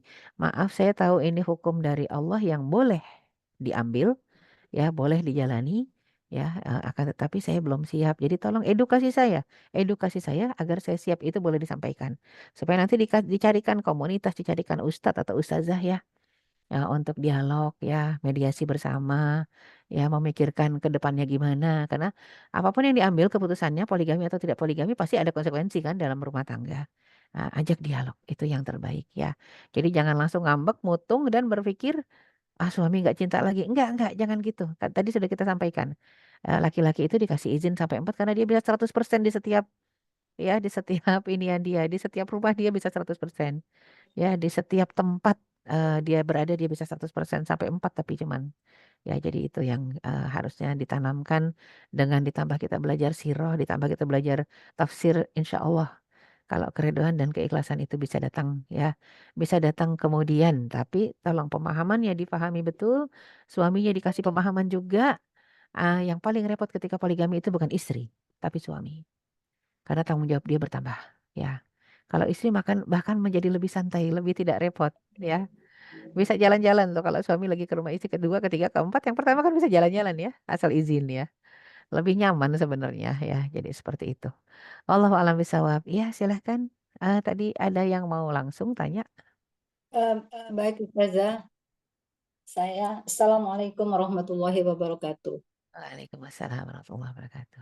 Sebenarnya penjelasan Ustazah barusan sudah sedikit banyak menjawab apa yang ingin saya tanyakan. Ini berkaitan dengan seorang laki-laki yang sudah berusia, Iya, kemudian dia menikahi janda beranak 4 yang masih kerabat suaminya. iya, Tetapi pernikahannya yaitu tidak seizin istrinya gitu. iya, Kalau dia memang mau gitu melampiaskan hasrat biologisnya saja, mungkin iya, dia dengan jabatan dan hartanya dia bisa memilih orang yang lebih muda seperti Ustazah tadi bilang. Hanya saja dia rupanya atas rekomen ibundanya gitu ya. Dia memilih perempuan itu karena di dalam beberapa perhelatan ibundanya itu tahu bahwa perempuan ini perempuan solih gitu, perempuan Masya solihah. Allah, Masya Allah. Eh, eh, jadi yang tadinya tidak terpikir mungkin akhirnya terpikir gitu untuk melamar. Iya, Terus kemudian si perempuan itu dengan tidak serta-merta menyetujui gitu karena dia kenal sama istri dan anak-anaknya, tetapi dia tidak kenal sama sama calon iya, suaminya itu. Gitu. iya, Masya Allah. Jadi sampai usia perkawinan 14 tahun ini si istri itu tidak tahu, tetapi keluarga besar suaminya tahu dan menutup rapat gitu. Gimana ini ya Ustazah? Iya, jadi memang suaminya yang menutup rapat ya, merahasiakan Iya, ya. Iya, iya, iya. Jadi si istri itu heeh, bilang, "Oh, cobalah ceritakan sama istrimu. mm-mm. Insya Allah kalau tahu saya yang jadi suami ya." Jadi ini kisah sahabat saya. Iya, Kalau iya, mungkin dia tahu aku istrinya, mungkin dia mau nerima gitu. Seandainya dia tidak terima dan akan bersumpah menggugat serapah gitu ya. tentang apapun ke aku ridho gitu. Sampai begitu. Jadi saya sangat miris gitu. Terima Iya, kasih Ustaz. ya sami-sami. Ya, bagus pertanyaannya. Ya, yang disayangkan adalah banyak laki-laki yang tidak punya keberanian untuk menjalankan sunnah. Sunnahnya apa? Azhirun nikah, ya, a'linun nikah. Umumkanlah pernikahan. Syiarkan, diumumkan, diundang-undang, dikasih tahu lah minimal, ya. Wa akhful khitbah. Yang harus disembunyikan itu khitbah, lamaran, ya. Tapi kalau nikah, umumkan, ya. Ini kan nggak ada yang seberani Rasul ya. Nikahin istri-istrinya ya ada istri yang lain gitu kan. Wah, kalau itu udah Rasul itu saja istri-istri Rasul ada yang protes kayak Aisyah kan selalu protes. Kalau Rasul udah mau nikah, Aisyah pasti protes, protes, protes tapi nggak bisa menghalangi. Itulah kepala keluarga harusnya ya. Kalau sekarang kan berani mengambil keputusan tapi tidak berani mengambil risiko. Nah, itu dia. Jadi makanya kenapa banyak sekali yang harus diperbaiki, bukan cuma masalah istri yang harus diperbaiki. Para suami yang mau nikah lagi juga harus diperbaiki ya. Diberikan pemahaman yang jelas. Bagus mau nolong janda anak 4 cakep. Apalagi jandanya solehat. Ini jandanya waras ini. Jandanya bagus ya. Jadinya yang dijadikan istrinya ini bagus. Bahkan mengatakan tolong kenalkan. Tolong sampaikan kepada istrimu. Saya yang mau dinikahi. Atau sekarang saya sudah jadi istri. Cuman biasanya perempuan memang akan kaget kalau sudah dilangkahi dalam artian tidak dikasih tahu. Nah, dan mungkin juga sang suami berpikir kalau dikasih tahu pasti dicegah gitu ya. Nah, itu dia ya. Jadi ada kekhawatiran, tapi kekhawatiran yang sebenarnya kalau dia punya power dalam rumah tangga tidak ada alasan. Karena tanpa restu istri pun, tanpa izin istri pun, ini mungkin menjawab yang berikutnya ya. Boleh nggak izin? Boleh, nggak ada syarat. Itu bukan rukun nikah izin dari si istri sebelumnya, tapi harus dikasih tahu. Karena memang harus diumumkan ya. Izin itu tidak termasuk rukun nikah ya. Jadi suami kalau mau nikah lagi harus izin sama istri sebelumnya. Oh tidak, nggak ada, tidak ada syarat izin ya. Ya, jadi tidak ada syarat izin istri pertama itu nggak ada ya. Karena memang itu bukan rukun nikah ya, bukan rukun nikah. Yang ada itu izin dari wali dari perempuan ya, wali dari perempuan yang mau dinikahi itu harus ada. Ya, tapi kalau syarat izin dari istri pertama tetap tetap sah. Yang penting rukun nikahnya terpenuhi. Ada wali, ada saksi 2 orang ya, kemudian ada mahar, ada akad nikah. Nah, cuman masalahnya ini pasti ke depannya akan terjadi polemik yang lebih dahsyat ketika pernikahannya sendiri sudah sah tapi disembunyikan ada apa gerangan. Segala sesuatu yang disembunyikan itu berarti ada indikasi tidak bagus. Indikasi tidak bagusnya adalah seperti sesuatu yang tidak halal. Padahal halal kan? Yang anehnya di masyarakat yang halal disembunyikan, yang nggak halal, yang haram dipampangkan. Begitu saja. Diumbar-umbar. Ya, Ya. diumbar-umbar yang nggak halal. Jalan sama pacarnya lah, nggak apa-apa, cuman pacaran gitu ya. Jalan sama pacarnya itu suami orang kok, jalan sama pacarnya, pacaran doang kok mereka nggak nikah lagi. La ilaha illallah. Dan banyak istri-istri juga yang milih begitu, biarin aja suami saya punya pacar banyak, yang penting dia nikahnya cuma sama saya. Lah itu benar-benar bukan cuma masalah minim pengetahuan agama ya. Akhlak dan adabnya sudah hilang kalau seperti itu ya. Jadi memang penting sekali buat kita untuk apa? Untuk bisa membedakan mana yang ilmu yang harus diperdalam, masalah kesanggupan nomor sekian, tapi kalau bicara qawwamah kepemimpinan laki-laki harusnya yang gentle ya. Makanya sebelum ambil keputusan bagusnya duduk bareng, diskusikan. Duduk bareng, diskusikan dan Masya Allah itu ada salah satu murid saya yang dari sejak nikah, dari akad nikah, dari pertama, itu suaminya udah ngajak, ayo kita diskusi dulu untuk sesuatu yang mungkin berat buat setiap istri. Malam pertama diskusinya tentang poligami. Dan malam pertama tuh diskusinya tentang poligami. Jadi supaya clear kata suaminya, saya bukan orang yang bukan orang yang berani untuk mengambil keputusan menikah lagi. Jadi clear artinya ke depannya istri nggak boleh tanya-tanya masalah itu, nggak boleh ungkit-ungkit. Dan kalau misal suatu saat saya akan ambil itu sebagai satu keputusan, akan jauh-jauh hari saya akan sampaikan. Jadi istrinya mengatakan clear dari sejak malam pertama itu, nggak jadi beban pikiran istrinya ya. Kenapa? Karena suaminya adalah orang yang aktif dialog, aktif compromise, aktif musyawarah ya, dan jadi dia mengatakan nggak ada keberatan. Masya Allah lah pokoknya, padahal suaminya lebih muda 6 tahun ya daripada istrinya. Itu dahsyat kan. Oh, udah gitu ganteng suaminya misalnya. Itu orang mengatakan suaminya ganteng, istrinya biasa aja. Tapi memang dia mengatakan saya bukan orang yang ya, mungkin dia sadar diri karena ganteng ya. Saya bukan orang yang bukan orang yang akan mengambil keputusan sepihak dan tidak mengabarkan. Masya Allah. Jadi jangan ada pertanyaan-pertanyaan, jangan ada kecemburuan-kecemburuan kata suaminya. Dua-duanya aktivis dakwah. Masya Allah. Padahal ini sebenarnya satu materi yang suami istri bahas itu kadang-kadang tabu. Apalagi malam pertama ya. Malam pertama tabu biasanya. Tapi ini memang betul-betul kata suaminya, saya nggak mau teralihkan fokus dakwahnya. Hanya gara-gara mungkin dia berdakwah di majelis taklim yang isinya emak-emak cantik gitu ya. Mamut-mamut, mama muda. Nah, jadi khawatir istrinya jadi terbebani, disampaikan dari awal. Bagus. Artinya ini yang harus dibahas. Cuma kadang-kadang laki-laki nggak berani bahas sama istrinya, perempuan selalu mengelak kalau itu dibahas. Ya, padahal itu harusnya dijadikan satu bekalan ilmu. Karena kita nggak ada yang tahu nanti suatu saat takdir itu boleh nyangkut ke anak kita. Ya, bisa jadi nyangkut ke anak kita, bisa aja. Misal anak kita sudah nikah, udah bertahun-tahun nggak dapat anak juga, boleh jadi kan suaminya nanti nikah lagi, bisa jadi kan. Ya, jadi dan itu memang selalu kesempatan yang terbuka daripada akhirnya suaminya berzina atau daripada mereka mungut anak pungut gitu kan. Jadi memang itu satu kesempatan yang terbuka dan wacana yang harus dibuka ya. Ya, jadi penting itu ya. Jadi saya sebelum anak-anak perempuan saya nikah itu udah saya tanamkan itu. Seandainya suami kalian nanti ngambil keputusan itu, syarat yang harus kalian sampaikan cuman harus perempuannya solehah. Perempuannya mau diajak kerja sama dakwah bareng. Perempuannya taat sama Allah, ya perempuannya sayang sama anak-anak. Itu seandainya itu dari awal sebelum menikah udah kita tanamkan seperti itu ya. Jadi memang kemungkinan mereka keberatan akan berkurang ya. Disampaikan semua isi Al-Quran, hadis berkaitan dengan itu. Mereka udah paham tuh ya, udah ngerti. Jadi itu yang paling penting harusnya disampaikan. Wallahu a'lam bishawab. Jazakillah khair Wa Ustazah. iyak.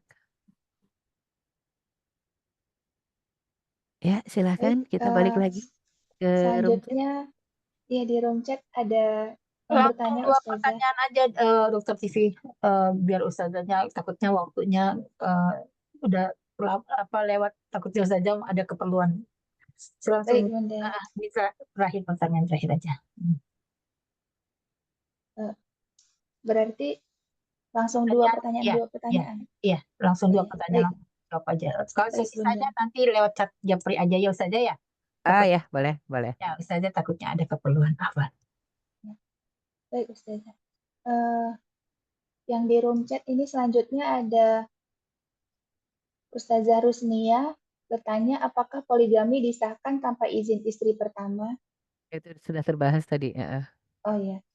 Selanjutnya ada Ustazah Citra Dianta Izin bertanya Ustazah, di zaman sekarang ada yang menikah lagi niatnya untuk memperbaiki ekonomi keluarga, apakah itu termasuk bernilai ibadah? Ya, ini sama seperti kasus sahabat tadi ya. Iya, Ya Ustazah. Rasulullah saya fakir, kata Rasul, nikahlah lagi. Jadi salah satu solusi sebenarnya ya. Solusi untuk memperbaiki kondisi ekonomi. Tetap nilainya ibadah asalkan tidak berniat, ada istilah, mungkin ada yang paham istilah di tengah masyarakat, morotin gitu ya. Morotin janda kaya, tahu nggak morotinnya? Morotin tuh mengambil kesempatan gitu ya, untuk apa? Menguras harta ya seorang janda kaya atau mungkin juga gadis kaya gitu ya. Jadi ketika tidak ada tujuan itu hanya hanya memang untuk memperbaiki taraf ekonomi keluarga, itu sudah dijadikan alasan ya untuk Rasulullah menyampaikan pesan tadi. Bahwasanya silahkan menikah lagi semoga, dan Rasul nggak mengatakan nikahi yang kaya ya. Silahkan menikah lagi, insya Allah Allah kasih solusi. Nikahlah lagi, insya Allah Allah kasih solusi. Sampai qadarullah dia nikah lagi yang keempat itulah yang punya perusahaan besar ya. Qadarullah nggak ada yang kebetulan ya. Makanya itu bisa dijadikan, dan hadisnya sahih itu ya. Bisa dijadikan salah satu solusi. Cuman kan seberapa besar kadar iman kita. Ya kita beriman kalau hadis itu sahih. Tapi beriman nggak kalau itu bisa terjadi juga kepada kita.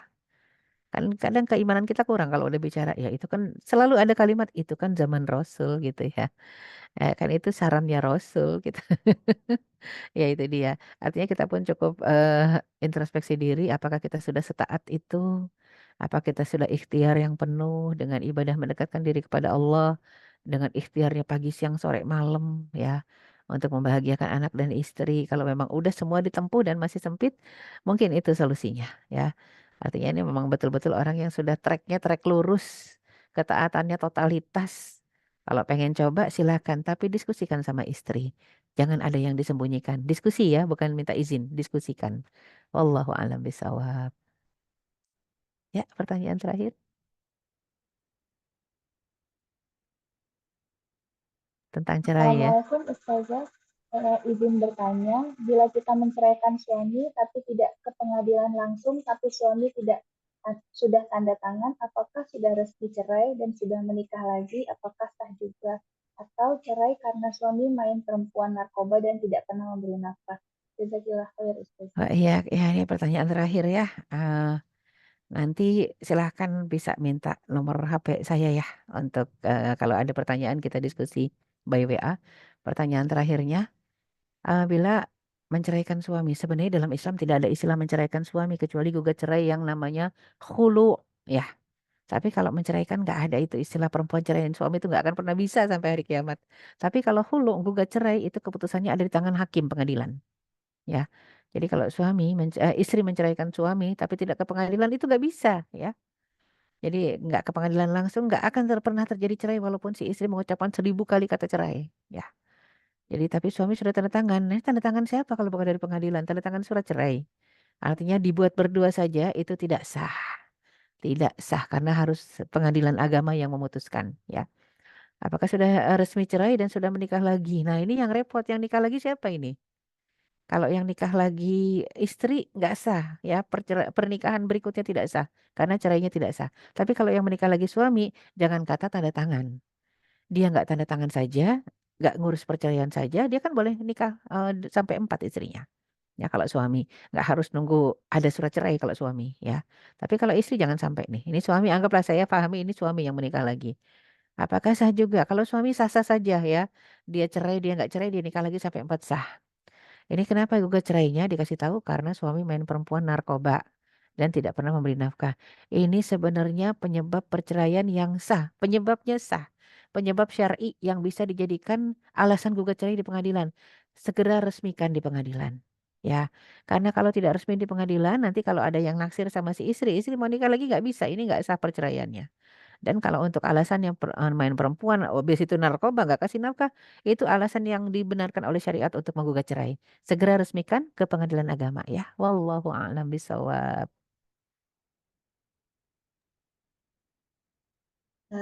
Alhamdulillah pada pagi ini acara kajian bersama Ustazah Erika sudah selesai kita laksanakan. Selanjutnya Mungkin ada 3 pertanyaan terbaik yang akan dipilih oleh Ustazah ya, Ustazah. Pertanyaan terbaik ya, Iya, tadi yang tentang cerai ya, yang cerainya nggak ke pengadilan. Terus Iya, yang Ustazah. tentang ekonomi ya, boleh nggak nikah karena alasan ekonomi ya. Iya, Ustazah. Kemudian yang ikhlas atau tidak ikhlas itu, istri nggak ikhlas. Iya. Oh iya, baik, Ustazah. Iya, jazakumullah khairan, Ustazah. Iya. Selanjutnya, untuk penutupan, Ustazah, saya persilakan untuk membacakan doa. Iya, baik. Kita akhiri pertemuan kita dengan sama-sama beristighfar. Astaghfirullahaladzim, astaghfirullahaladzim. Astaghfirullahaladzim. Alladzi la ilaha illa huwal hayyul qayyum. Wa atubu ilaik. Allahumma lakal hamdu hatta tarda. Wa lakal hamdu idza radit. Wa lakal hamdu ba'da ridha. Wa lakal hamdu awalan wa akhira. Wa lakal hamdu batinan wa zahira. Allahumma salli wa sallim wa barik ala sayyidina Muhammad wa ala alihi wa sahbihi ajma'in wa man tabi'ahum bi ihsanin ila yaumiddin. Allahumma taqabbal minna innaka antas sami'ul alim wa tub alaina innaka antat tawwabur rahim. Rabbana zalamna anfusana wa illam taghfir lana wa tarhamna lanakunanna minal khasirin. Rabbana la tuzigh qulubana ba'da idh hadaitana wa hab lana min ladunka rahmah innaka antal wahhab. Allahumma arinal haqqa haqqa warzuqna ittiba'ah wa arinal batila batilan warzuqna ijtinabah. Allahumma inna nas'aluka husnal khatimah wa na'udzubika min su'il khatimah. Rabbana hab lana min azwajina wa dhurriyyatina qurrata a'yun waj'alna lil muttaqina imama. Rabbana atina fid dunya hasanah wa fil akhirati hasanah wa qina adzabannar. Subhana rabbika rabbil izzati amma yasifun wa salamun alal mursalin walhamdulillahi rabbil alamin. Aku qouli hadza wa astaghfirullah li wa lakum. Assalamualaikum warahmatullahi wabarakatuh. Ya, mohon maaf lahir batin, mohon pamit. Assalamualaikum warahmatullahi wabarakatuh. Syukran Umi Kenta, syukran Ustazah, syukran Dr. Hela. Jazakallah khair Ustazah. Jazakumullah khairan, Ustazah. Baiklah, sahabat semuanya, mari kita tutup majelis ini dengan membaca doa kafaratul majelis. Subhanakallahumma wa bihamdika asyhadu an la ilaha illa anta Wa bihamdika asyhadu an la ilaha illa anta astaghfiruka wa atubu ilaik. Syukran jazakallah khair Dr. Ektiviana. Dr. Tiviana Lubis atas bimbingannya. Baiklah, dengan berakhirnya kajian kita hari ini, saya mengucapkan terima kasih kepada sahabat-sahabat semua yang sudah meluangkan waktunya, kepada Ustazah yang sudah bersedia membagikan ilmunya, dan kepada pengurus-pengurus KIM yang sudah memfasilitasi kita untuk mendapatkan ilmu.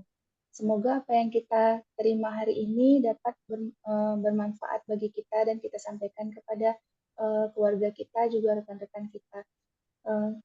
Akhir kata saya tutup dengan Assalamualaikum warahmatullahi wabarakatuh.